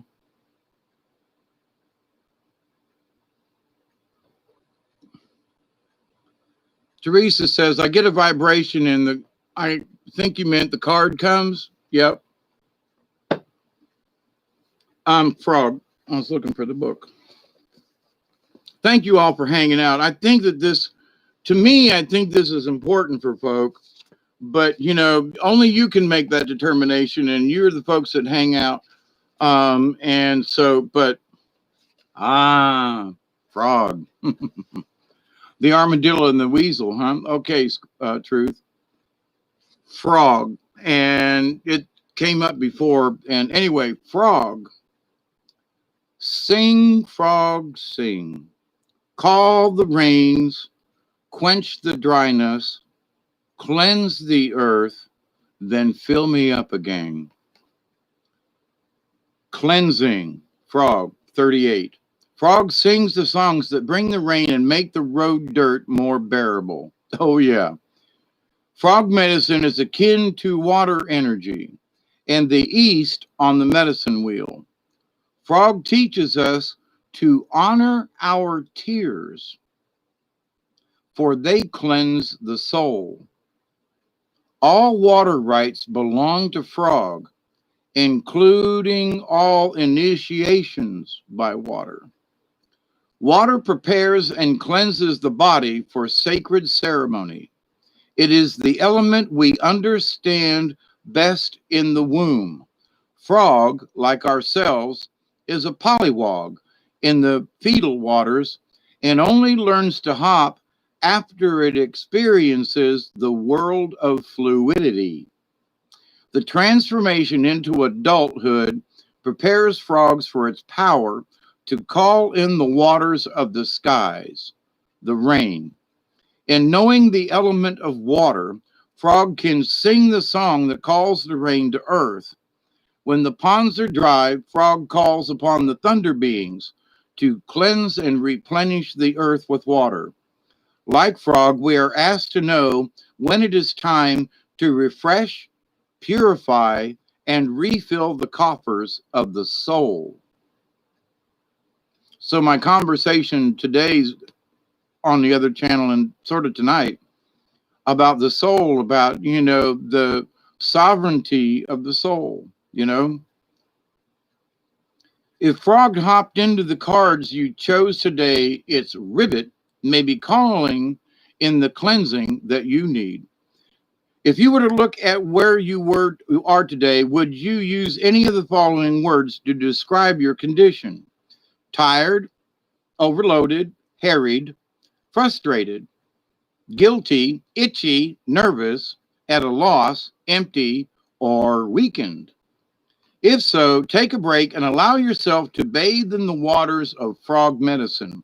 This could mean a long, relaxing bath, disconnecting the phone, yelling stop, or taking in a deep, cleansing breath. The key thought is to find a way to rid yourself of distractions and to replace the mud with clear energy. Then replace your parched spirit, body, and the mind. An ability of frog medicine people is to give support and energy when it is needed. A frog medicine person can clean negativity from any environment. Many mediums or clairvoyants who work with cleansing haunted houses carry frog medicine. Many of the world's seers use water on their hands when tapping into other realms of reality due to water's superconductive nature. Also, you know, water scrying, you know, you look into water to see, and oh my God, yep. In Mayan and Aztec shamanistic practices, the shaman places water in his or her mouth and sprays it over the body of a patient to clear away negative energy. This is done while holding the thought of frog firmly in the mind so that healing may occur. Now, if you think about the Aztecs and all, there are a lot of frog-looking critters that are around some of the bottom of those temples. Just saying. And other people say, well, that's some kind of, maybe it's just a frog. Well, what do you mean? Maybe it's just a frog. Well, yeah, but what does a frog mean? It's got to have, well, frogs to people, there's energy, water, blah, blah, blah. So maybe it's just a frog. Just saying. So some of these folks who look at stuff go, well, that's the thing, and it means this and that. Maybe it's just a frog. But in that, the frog is important. Frog speaks of a new life and harmony through its rain song. The deep tone of Frog's ribbit are said to be a call to the thunder beings, thunder, lightning, and rain. The ribbit is the heartbeat that comes into harmony with Father Sky and calls for the replenishment needed. Call to Frog and find peace in the joy of taking time to give to yourself.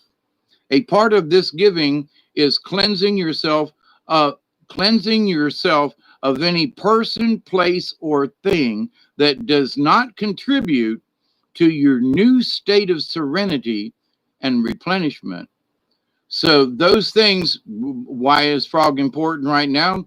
Well, talked about it on with Milky Way, but also in this that we want to, we're listening to all the chaos. Are people stealing our energy? Are we giving it away unknowingly? And so you cleanse yourself of any person or persons, like maybe the Democratic, any place, if you've been somewhere and you keep, or maybe it's where you live, or a thing, if somebody's giving you something, anyway, that does not contribute to your new state of serenity and replenishment. In other words, accept and receive or reject when it's necessary. Now, the contrary, and I can't remember if Frog was upside down or not. Frog slipped in the mud and is lying on his back, unable to right itself. Get ready for more mud in your eye. The contrary position of Frog can denote an unwillingness on your part to wipe the mire out of your life. Now, there are folks who are having that problem because the mud keeps coming. But if you look at it as mud, well, ooh, but see, now you can say, well, there's more mud coming. Think I'll take a mud bath. Mud can turn from mire to bog to quicksand if you don't recognize its effects on your present situation. Is someone draining your energy? Are you allowing yourself to ride down the tubes with them? Have you tried to settle someone else's quarrel and gotten in the line of fire? Stop. Recognize what it is that is mucking up the lily pond. Swim with Frog. Frog's bug eyes see it all. Dive deeply and then hop to the next lily pad to catch the sun. In this way, you may see exactly what has been draining your energy. At times, all of life's activities can be overwhelming, and everyone occasionally needs a break. Contrary Frog can signal one of those moments, but can also portend a time of feeling waterlogged. In feeling waterlogged, you may be dealing with too many emotions or feelings. There's a lot of that going on, too much stuff to deal with. So many of us are feeling waterlogged. This is to say that the world is too much with you, or that you have immersed yourself in one idea or activity to the exclusion of other facets of your life. If this is the case, a break from routine is suggested. Hop to another lily pad or visit other ponds for a while. Negativity is drawn to you when you refuse to give yourself the time and space needed to assume a new viewpoint. I'm going to read that one again. Negativity is drawn to you when you refuse to give yourself the time and space needed to assume a new viewpoint. So, like Frog, jump to another lily pad, different point of view. Frog in the contrary position is an omen that you are courting disaster. If you don't stop and smell the lilies, eat some flies, bask in the sun, and ribbit until the rain comes to refill your spirit.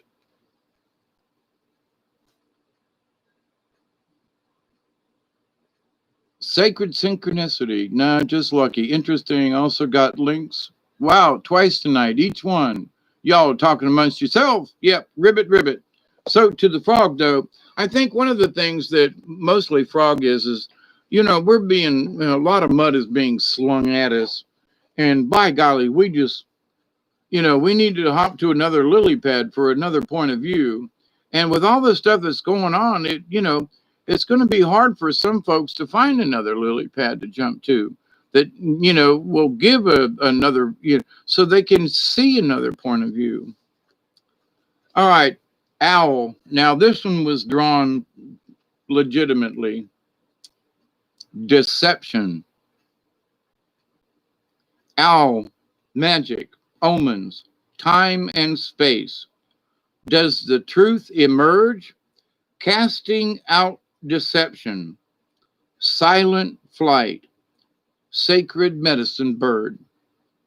Owl medicine is associated with clairvoyance, astral projection, and magic, both black and white. Owl is called the night eagle on several medicine wheels used by American Indian teachers. Traditionally, owl sits in the east. There's two of them in the east, the place of illumination. Since time immemorial, humanity has been afraid of the night, the dark, and the unseen, waiting fearfully for the first crack of morning light. Conversely, night is owl's friend. Owl hunts its prey at night. Not only can owl see in the dark, it can also accurately pinpoint and identify any sound. This gives it a great advantage when seeking food. Owls are the night hunters. Some native people are fearful of owl, oh yeah, and call its feathers deceiver feathers. An owl feather is silent. You cannot hear owl when it flies, but its prey definitely knows when it strikes, for its beak and talons are razor sharp. Owl is oftentimes the medicine of sorcerers and witches. If owl is in your medicine, you'll be drawn to magical practices and perhaps explore the dark arts. You should resist any temptation to practice black magic or any art that takes energy away from another person or being. I say that all the time, don't I? You should resist any temptation to practice black magic or any art that takes energy away from another person or being. If you have owl medicine, these night birds have a tendency to collect around you, even in the daytime, because they recognize a kinship with you. Is it any wonder that in many cultures, owl is a symbol for wisdom? This is because owl can see that which others cannot, which is the essence of true wisdom. Where others are deceived, owl sees and knows what is there. Athena, the great goddess of wisdom, had a companion owl on her shoulder, which revealed unseen truths to her. Owl had the ability to light up Athena's blind side, enabling her to speak the whole truth as opposed to only a half truth. If owl is your personal medicine, no one can deceive you about what they are doing, no matter how they try to disguise or hide it from you. You may be a little frightening. You may be a little frightening to be around, since so many people have ulterior motives, which you see right through. I think that's why I bother some people sometimes, because I have owl medicine. If you are unaware of your medicine power, you may take your keen insights and abilities for granted. Others never do. You may frighten them and reflect their blindness, for you cannot be fooled. Owl medicine people know more about an individual's inner life than that person knows about him or herself. If you have pulled the owl card, you are being asked to use your powers of keen, silent observation to intuit some life situation. Owl is befriending you and aiding you in seeing the total truth. Aiding you in seeing the total truth. So with all this stuff that's around us and all the things I've been discussing for today at least, we need to see the total truth. Owl can bring you messages in the night through dreams or meditation. Also a part of this discussion, right? Pay attention to the signals and the omens. Omens don't have to be bad, but just saying, the truth always brings further enlightenment.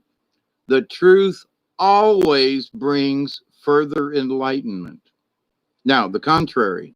If you have owl upside down in your cards, you may have been greatly deceived by either yourself or another.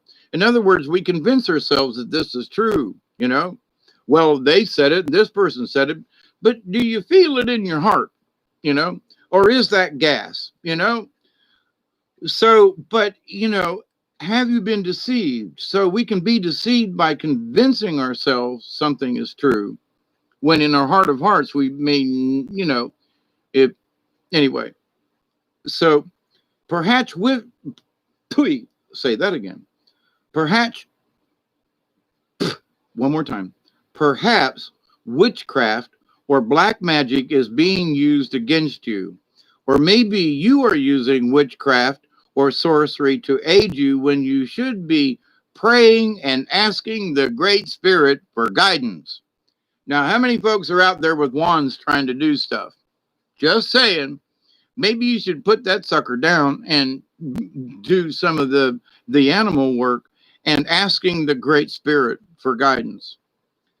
The message is to befriend the darkness inside yourself.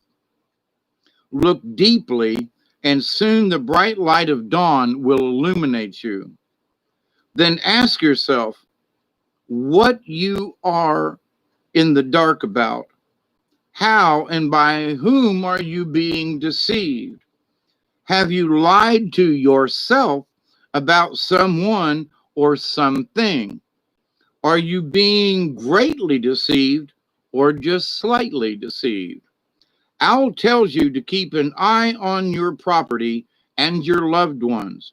Remember that Owl is always asking, who?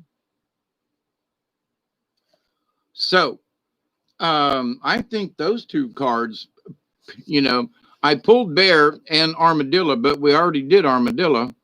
But I think armadillo is important in that armadillo is all about armor, right? And so there are people, and I know I'm guilty of this myself, but in armadillo, so we armadillo's got this armor, but the armor can be a shield, and at the same time, armadillo can we can ball up and actually hide from stuff. So it's one thing we can hide too much, you know, and not come out of our shell. Where, you know, we should be brave enough to know I've got the armor of armadillo and also to our boundaries. And bear teaches us, you know, that hibernation is to go in that place. Let me touch upon it here. Bear is number 5 on as far as its number is concerned, but only in a reference. Bear is introspection.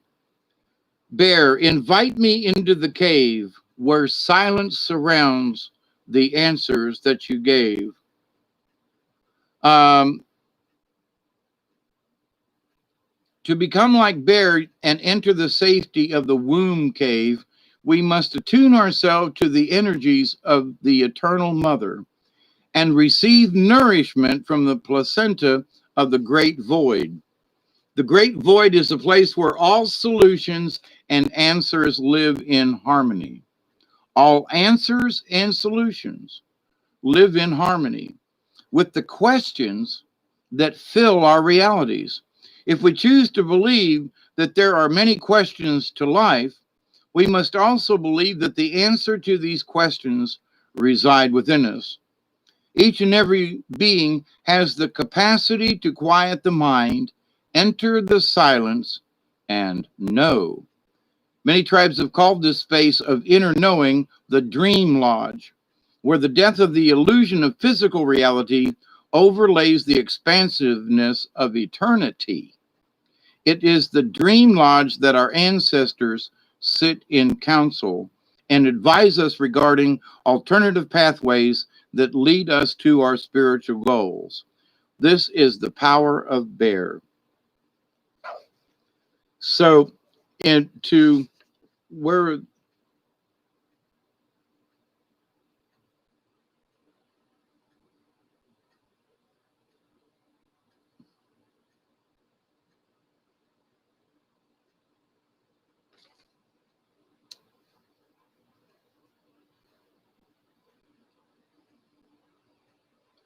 Bear is in the west. I was trying to find going into the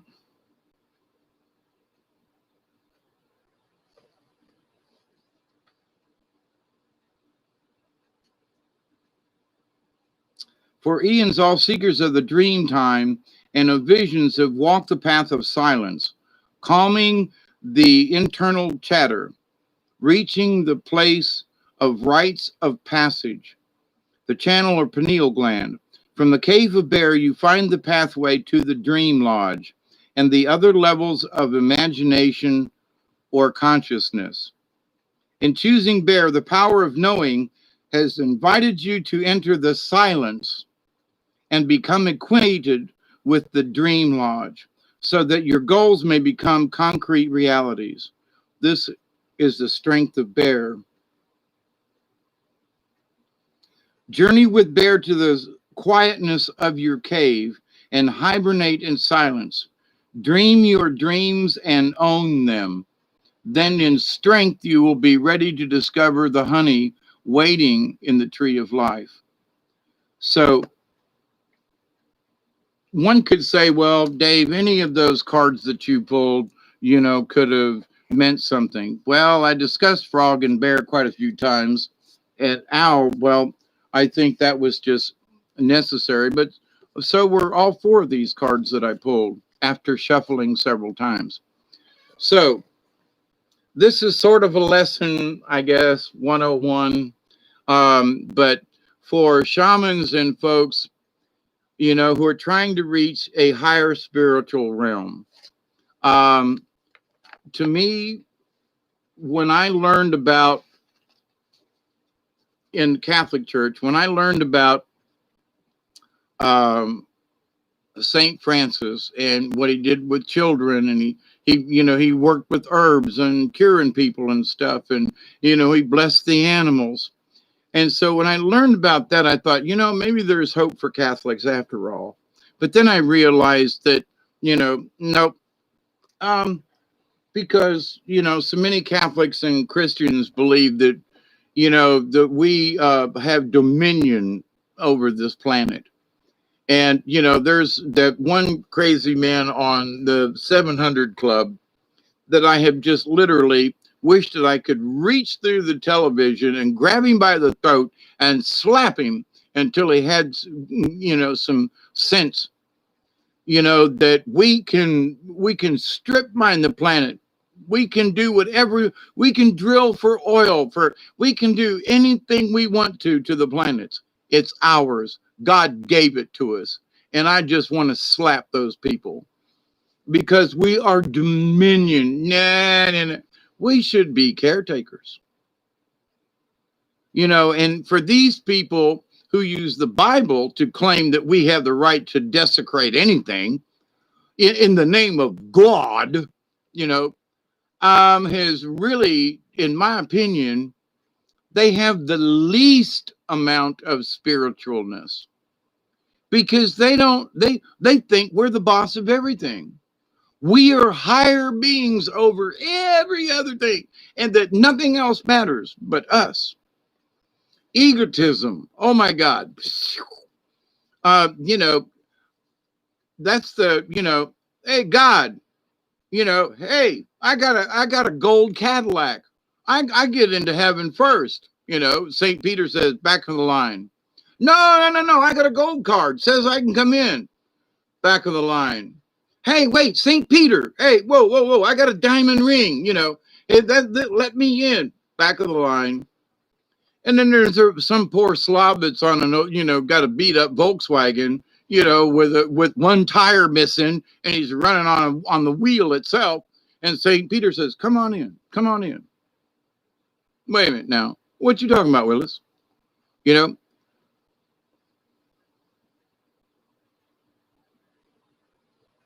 So in that of things, when we understand that all of us are great and all of us are small, we occupy the same space, all creatures great and small. Well, if I want to use my imagination, which is important in this understanding of other things, if I use my imagination and consider what it's like to be an ant just for a few minutes, the fact that I would, quote, stoop so low as to think about an ant. But when you think about that ant can lift 100 times its weight in size, you have to consider, wait a minute, maybe that little son bitch down there's got something going for him that I don't understand. Now I'm just saying, he's just an ant, but he's carrying a rock the size of Gibraltar. Yeah, and you go, but wait a minute, but he's just an ant. That's one of God's creatures. It's one of the things in nature. It's one of the things that's a part of everything. But would you consider the ant? Well, I've been considering the ants trying to get in my dadgum house and asking them, you know, they got a whole 18 acres. They don't need my house. Get out. But I hate it that I got to chase them out of the house all the time and use a spray. But one of the things I try not to do is go attack them. Unfortunately, that's getting to the point where I have to now. They're just unbelievable this year. And only the ones that are like right next to the house and trying to get in. But anyway, so with that said, so for our spiritualism, I feel bad for the ants trying to get in. Like, go to the shed, go over there, but not here. Um, I still try to honor them. I don't like cockroaches, but you stay over there and I won't hunt you down. I'm not going to put out bait.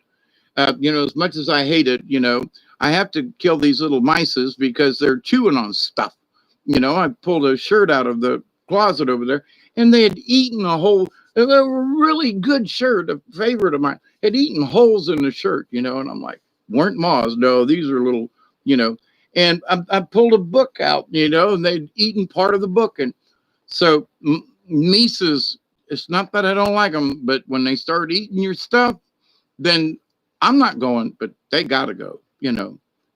So, but anyway, but I still respect them. I still honor them. But I still set traps with peanut butter.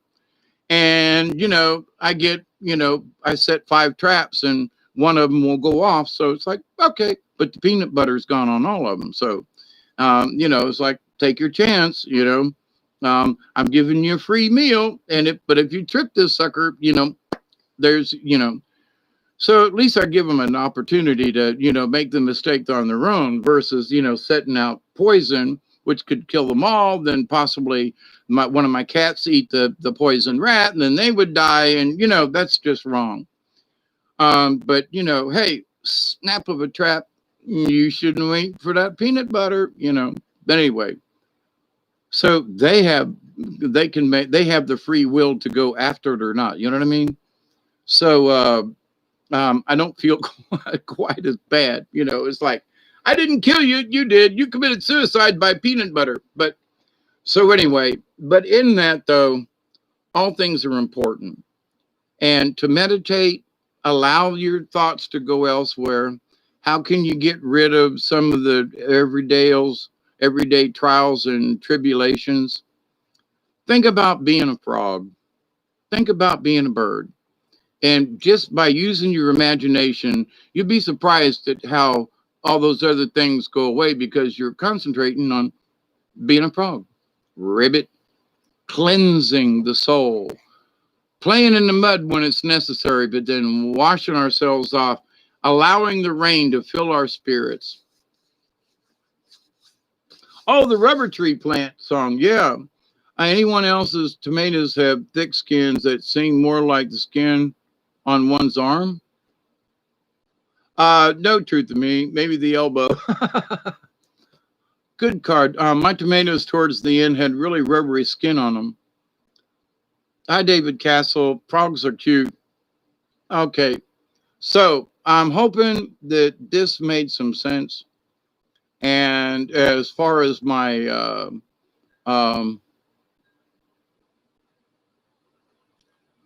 bummer, I wanted a card read. What card did you want, Teresa? I thought one of them was yours.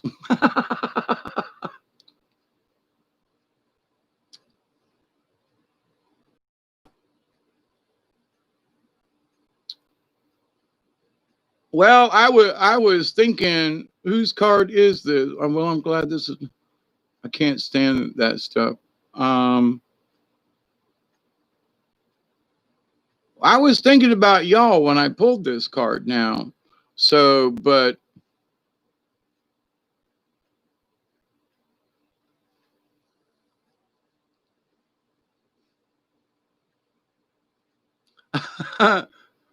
you knew mine? Okay, so they are so programmed. Yeah, they are.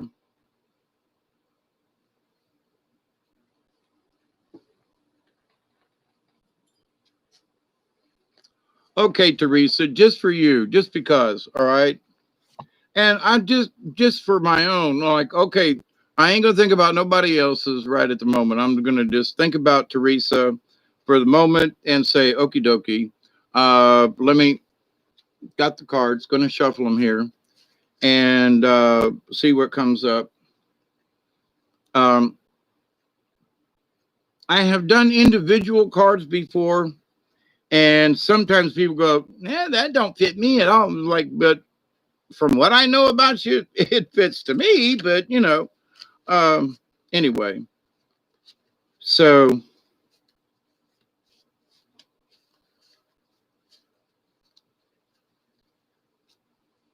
there's a couple cards that wanted me to pull them. Um, in this book, and I think Teresa, you got the same one, right? In this, there are different types of spreads that you can do. A 3 spread, 4 spread, blah blah blah. This one means like sort of like in tarot, a tarot cards. And so the position of them can mean something and that kind of stuff. But personally, I just use the cards as the animal totem and what it might mean for you. So, all right, Teresa.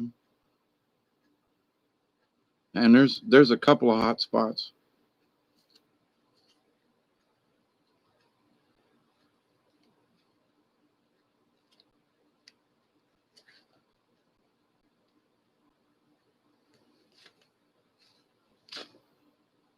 And that one right there. Coyote. I've got from a 3-card draw, a sort of um was an upside down crow, but coyote seemed to be the one that was that really wanted to be turned up. That was the strong card.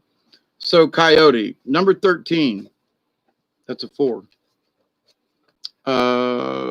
13. Now I was talking about being coyote earlier, wasn't I? I said be a coyote and go out and howl at the moon, right? So interesting that I picked a card that I talked about earlier. Just saying. Coyote, the trickster. Coyote, you devil, you tricked me once more. Must I sit and ponder what you did it for? There are thousands of myths and stories about Coyote, the great trickster. Uh, ant, yeah, that rubber tree plant. Yep. Frank Sinatra. Many native cultures, coyote, the medicine dog. If you have pulled the card, you can be sure that some kind of medicine is on its way, and it may or may not be to your liking. Whatever the medicine is, good or bad, you can be sure it will make you laugh, maybe even painfully. You can also be sure that Coyote will teach you a lesson about yourself. Coyote has many magical powers, but they do not always work in his favor. His own trickery fools him. You know, Coyote, Wiley. He is the master trickster who tricks himself. No one is more astonished than Coyote at the outcome of his own tricks. He falls into his own trap, and yet he somehow manages to survive. He may also be banged and bruised by the experience, but he will soon goes on his way to even greater errors, forgetting to learn from his mistakes. He may have lost the battle, but he is never beaten. Coyote is sacred, In the folly of his acts, we see our own foolishness. As Coyote moves from one disaster to the next, he refines the art of self sabotage to sheer perfection. No one can blindly do themselves or to others with more grace and ease than this holy trickster. Coyote takes himself so seriously at times that he cannot see the obvious. For example, the steamroller that is about to run over him. That is why uh, when it hits him, he still cannot believe it hit him. Was that really a steamroller? I better go look, he says, and he is run over one more time. Contained within trickster medicine is the humor of the ages. The cosmic joke is just not on ourselves, but on everyone else. If they are following coyote or have strong coyote medicine, someone like this may be able to convince others that a skunk smells like roses, but the fact remains that it is still a skunk. Snooze time is over if you've pulled the coyote medicine card. Watch out. Your glass house may crash to the ground at any moment. All your self mirrors may shatter. The divine trickster is dogging you, and you may trip. Coyote scratches under his arm. He does a crazy dance. He catches his tail on fire, playing with matches. He jumps in the fish pond to save himself and then nearly drowns. Coyote seduces a concrete statue, thinking Coyote has found a bone, but it's a rattlesnake. Everyone watches the comedic scene. Coyote is you, me, booby traps, jet airplanes with toilets that don't work, blind dates, and all the humorous and whimsical things we encounter along life's ways. Get ready for more of the laughs. Lots more. Go immediately beneath the surface of your experience. Ask yourself, what are you really doing and why? Is coyote your medicine? Are you playing jokes on yourself? Are you trying to fool an adversary? Is someone tricking you? Do you want to give the office geek the phone number of the beautiful new secretary? Or do you want to pull a boner on your best friend? When was the last time you did something just because it was crazy and fun? On the other hand, you may not be conscious of your own pathway of foolishness. You may have conned yourself, your family, your friends, or even the public at large into believing that you know what you're doing.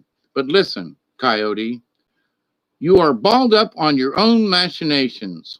You have created a befuddling, bewildering, confounding trick. Pick up the juggler eyes from the ground and put them back in their sockets.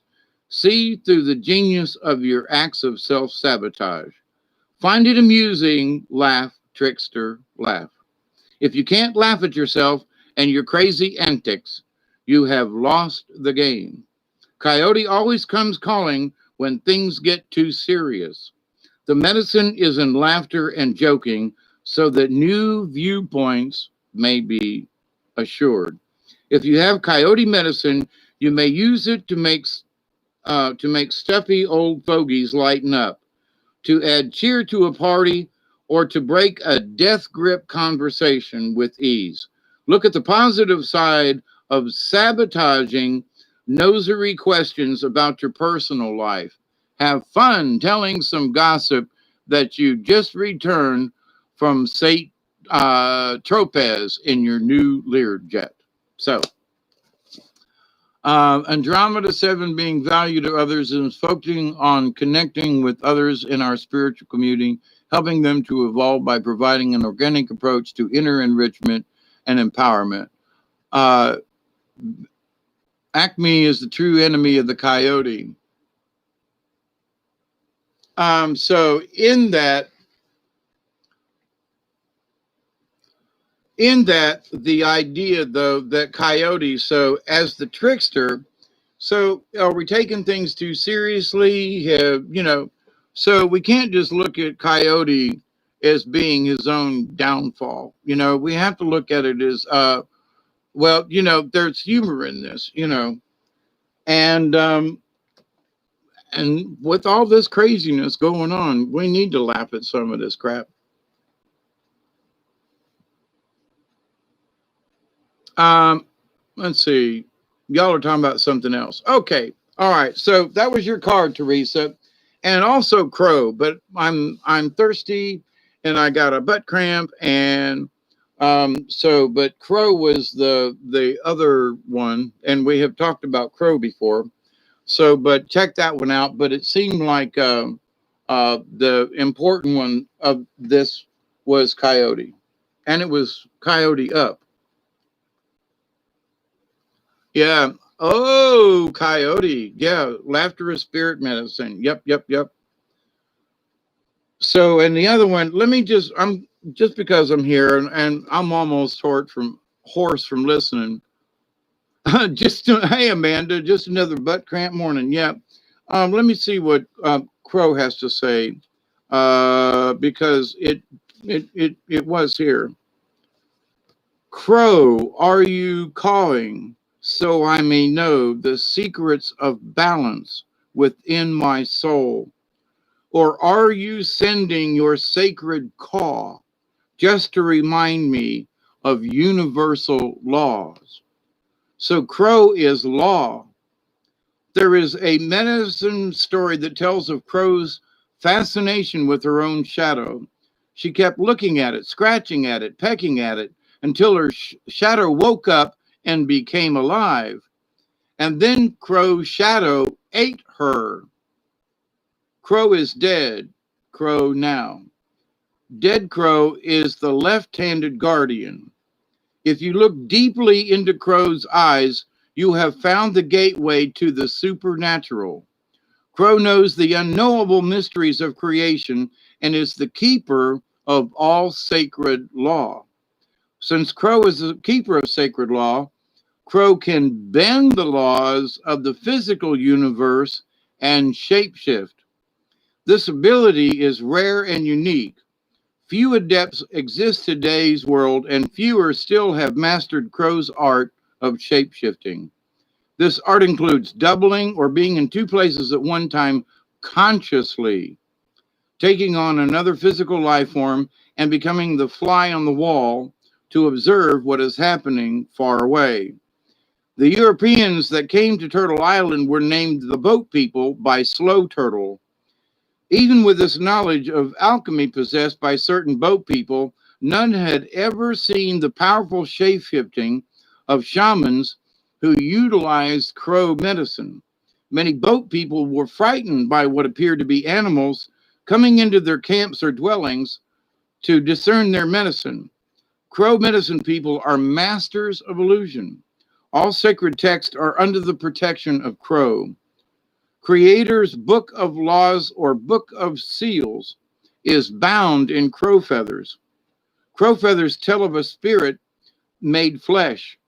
Crow is also the protector of the Ogala or ancient records.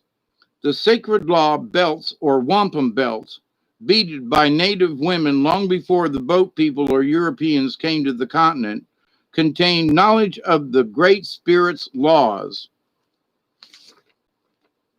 Holy crap. And are kept in the black lodges, the lodges of women. The law which states that all things are born of women is signified by Crow.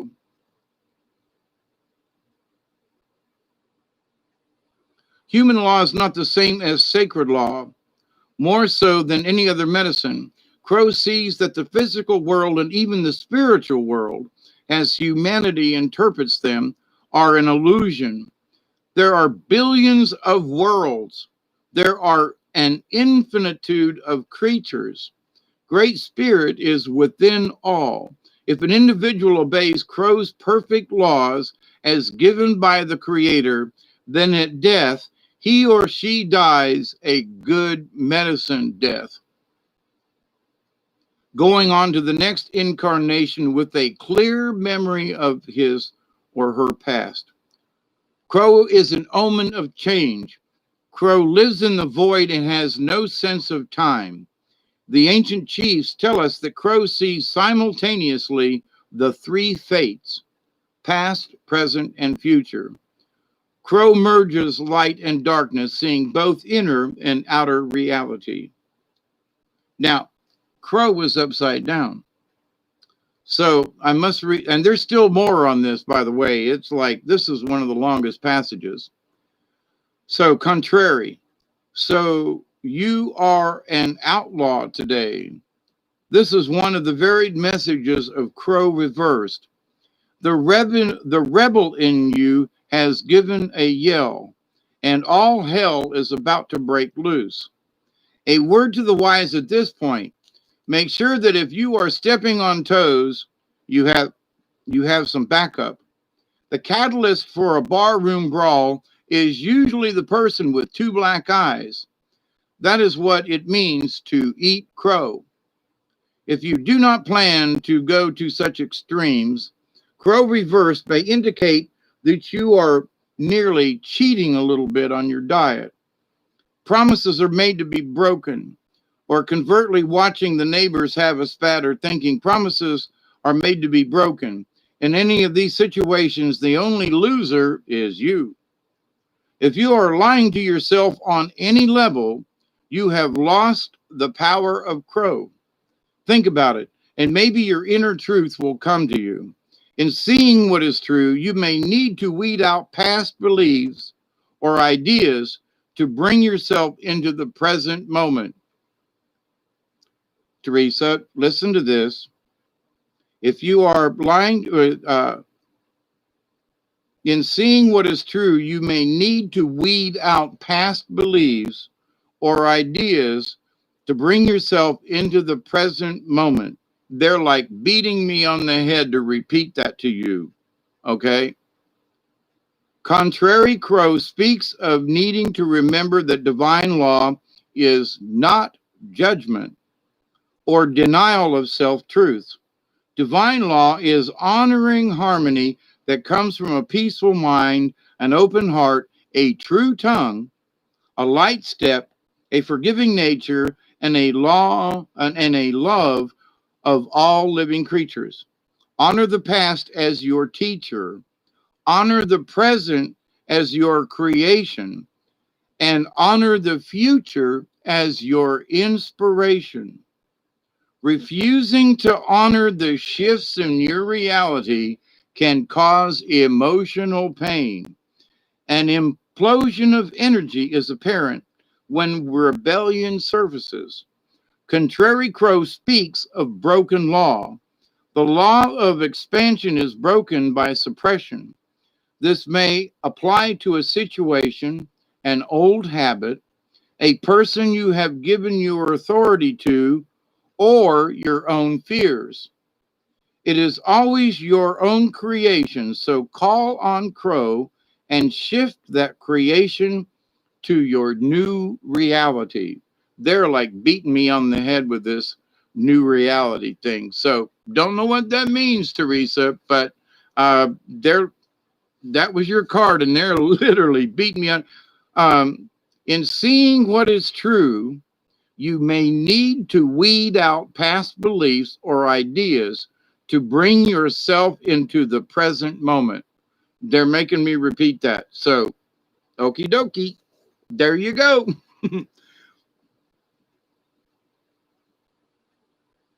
Settle down, T. Yeah, that's interesting because normally I don't do a particular person kind of thing. I will get smacked in the head if they want me to like read something over, but don't know what that means. But so they wanted to repeat it to the law of three. All right. So can you tell I'm getting hoarse? I did an hour and a half with Robert, and I've done 2.5 hours here with y'all tonight. So about 5 hours, 6 hours, um, about 6 hours worth of chat with y'all.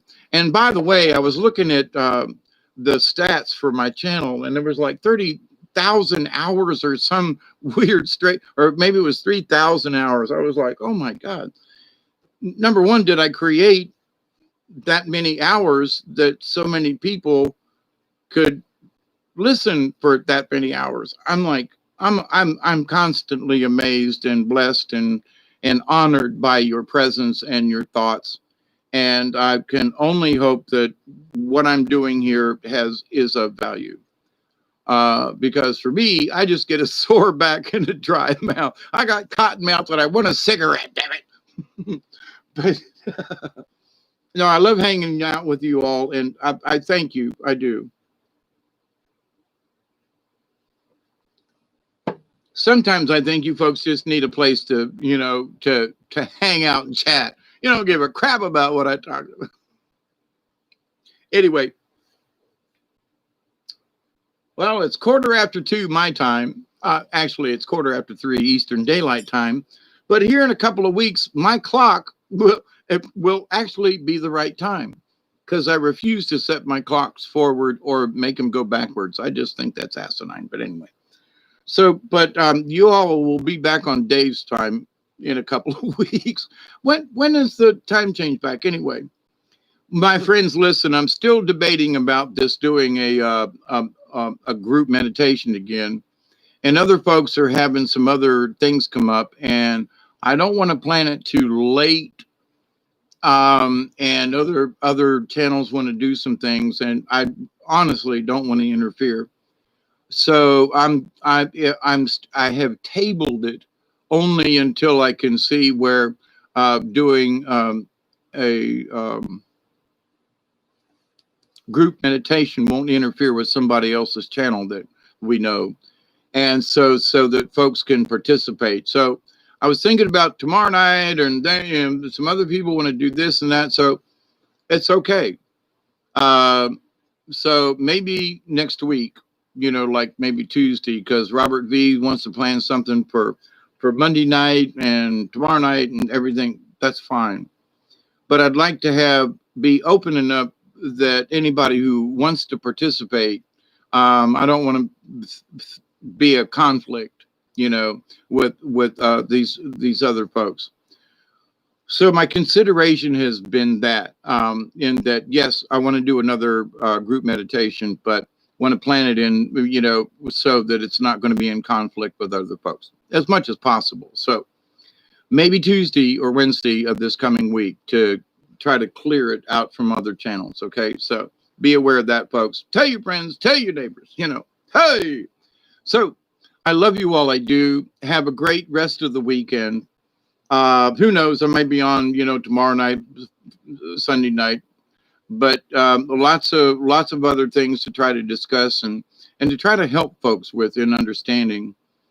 And some of the things that I notice with people who are trying to understand about spirituality, they're looking for answers, and in doing so, they're actually putting up roadblocks. They're actually putting up barriers, because until they understand a certain thing, or until they read this book, or they can't move forward with their spiritual, they must, it has to be, somebody told them that, and they got it like this, and it's like, hang on, you are already a spiritual being. It's what you learn to open up that spiritualness. So the tools of the trade are just to become aware of your surroundings. The answers are written all over the place. Connect with your spirit guide or your guardian angel. And understand that, number one, we are sovereign spirit beings. Whether we're in this reality or not, we are still sovereign soul beings. That's it. When we leave this spot, we'll be sovereign soul beings, unless we decide otherwise. So stick with the positive energy. Stick with the fact that, yes, that is who we are. And by allowing our teachings in this life to fall away. So the more we read books and the more we do these things looking for the answers, sometimes that'll stop us dead in our tracks from understanding who we truly are. So we must be careful. Look for inspiration everywhere. Now, I'm not saying don't go looking and don't go reading. But if you find yourself having certain questions and stuff, and you're worried about a book, Maybe that's not where you need to be. If you're confused about something or it's leading you in a direction, it's like, well, wait a minute, because remember this, being a shaman in training, keep it simple, stupid, kiss it, embrace it, because the spirit's already here. You already are. So make out with yourself. Like, woo wee, this was fun. So I love you all. Divine law. Um, yeah, okay. So you kind of looked and saw what, yeah. Don't know what it means for you. It's not for me to interpret, but that um, I think all of us need to take what we've learned up to now, because we're being presented with new problems. I don't think anybody in the history of this planet, well, I can't say that because we don't know, but in the last 2,000 years, we've not encountered what we're going through right now and what we're going to go through. So we need to hang on to our, we need to hang on to our underdrawers and, stay in your inner tube and make sure you have a flotation device, because the waves of energy and craziness it's only going to get worse for the next little while. So, but, understanding that a storm is coming, I've been through storms on boats and things, and, like you got capsized and all and nearly drowned a few times. And it's like, the best thing is that it's just a storm. And if I can keep my head above water, the storm will pass. So this too shall pass. How we deal with it is up to us. Maybe we all need a little bit of coyote, but at the same time, I think there are quite a few, not particular, yes, in particular, but there are a lot of people that need to understand the law of crow, because there's going to be a lot of people eating crow. So anyway, Teresa, my friends, Truth and me, and whoever else is up that list of stuff, I love you all. Have a great weekend to the rest of it. I need a break. I've been yapping for 5 hours. Well, counting the other channel. Trying to draw others into the what?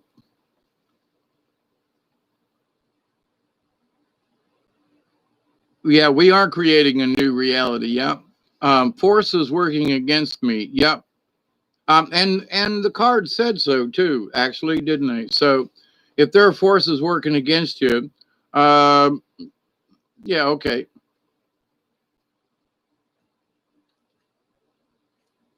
Sometimes we just need to just like, okay, I'm being attacked. All right, so we can worry about being attacked, or we can go, okay, not necessarily that you can ignore it, but the old thing, sticks and stones may hurt my bones, but names will never harm me. So it's sort of like that. There, folks can be throwing you some negative things, but you can look at them like, sticks and stones. You just lit. Okay. All right, my friends. Cosmic hugs. Thank you so much. From Southwest Georgia down here, it's really nice and cool tonight. It's going to be like 59. It's really nice out there. Me and Duggar will go out and run around for a few minutes and look at the stars. I continue to pray, and I do, each and every day, that each and every one of you, your friends, your family, will learn to accept and receive the healing, the knowledge, and the wisdom from the universe, and that you will learn to reject the chaos that comes your way. I continue to pray that each and every day, each and every one of you, your friends, your family, all of your relatives, and all of your relations, past, present, and to come, will learn to accept and receive the healing, the knowledge, and the wisdom from the universe, and that you will continue to learn how to reject the chaos that comes into your life. And that number 3 is right on the money. I continue to pray that each and every one of you and all of your acquaintances and anyone you come in contact with will learn to accept and receive the knowledge and the healing and the wisdom from the universe, and that you continue to learn to reject the chaos, and to that you continue to share the knowledge that you have learned with others. Thank you so much. Y'all sleep well, okay? I'm going to take the dog for a walk outside. You're welcome, Truth in May. Sorry for chatting so much. Y'all have a good time. I'm here to run my mouth, but at some point, somebody will go, there you go.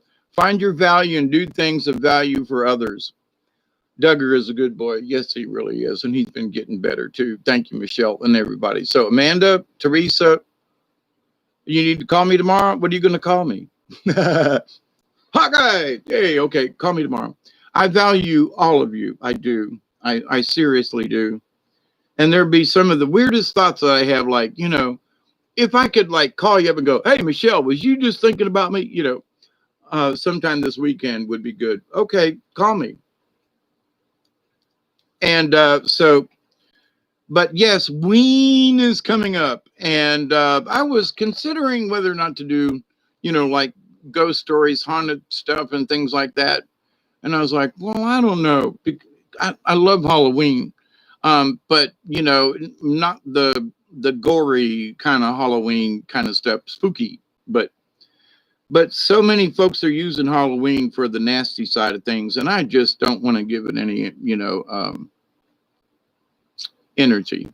But to the holiday of Halloween and the scary stories and going through the cemeteries and just the fright night kind of thing, might have a fright night storytelling night just for the hell of it. But not on Halloween. I don't want to give that. I don't want to give the 31st any energy. In fact, I was thinking of having like 2 or 3 days before Halloween, having like a meditation then that was like a forward thinking, we want to stop you guys a day or two ahead of time, like, okay, this is a group meditation that all the evil, wicked, mean, and bad and nasty people will get laryngitis and won't be able to say that stuff. Or that they're, that everybody's wands will break. Or that I watched Harry Potter series this last week. And so, but, that your wand will break, or that you'll stub your toe or something, and not be able to, your car will break down so you can't get to the woods or something, I don't want to cause any harm, but I would like to cause a little bit of mayhem maybe for some of these people who would like to, use the dark side to cause the world, wreak havoc upon us. So, but, having somebody trip up on a banana peel would be extremely funny to watch and, just tee-hee think about. With some of these evil, wicked, mean, and bad and nasty folks that, all right, let's just wish that these people that wish harm on us will slip on a banana peel and bust their keisters, and they won't be able to get their spells completed, So that's sort of where my head is at this Halloween. Now, but a couple of days before, some ghost stories and a fright night, that just would be fun. But anyway, so I love you all. Pumpkin Patch from Southwest Georgia, as always. It is TTFN, Ta for now, my friends.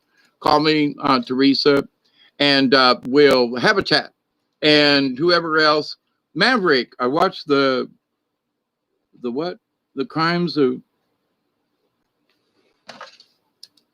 Gotta put my glasses back on. Can't see. I watched The Crimes of Gildewald. It was pretty neat. I'll have to watch that one. So, friends, take care, be safe, and sleep well. Until next time, cheers, my friends. Cosmic hugs. Adios.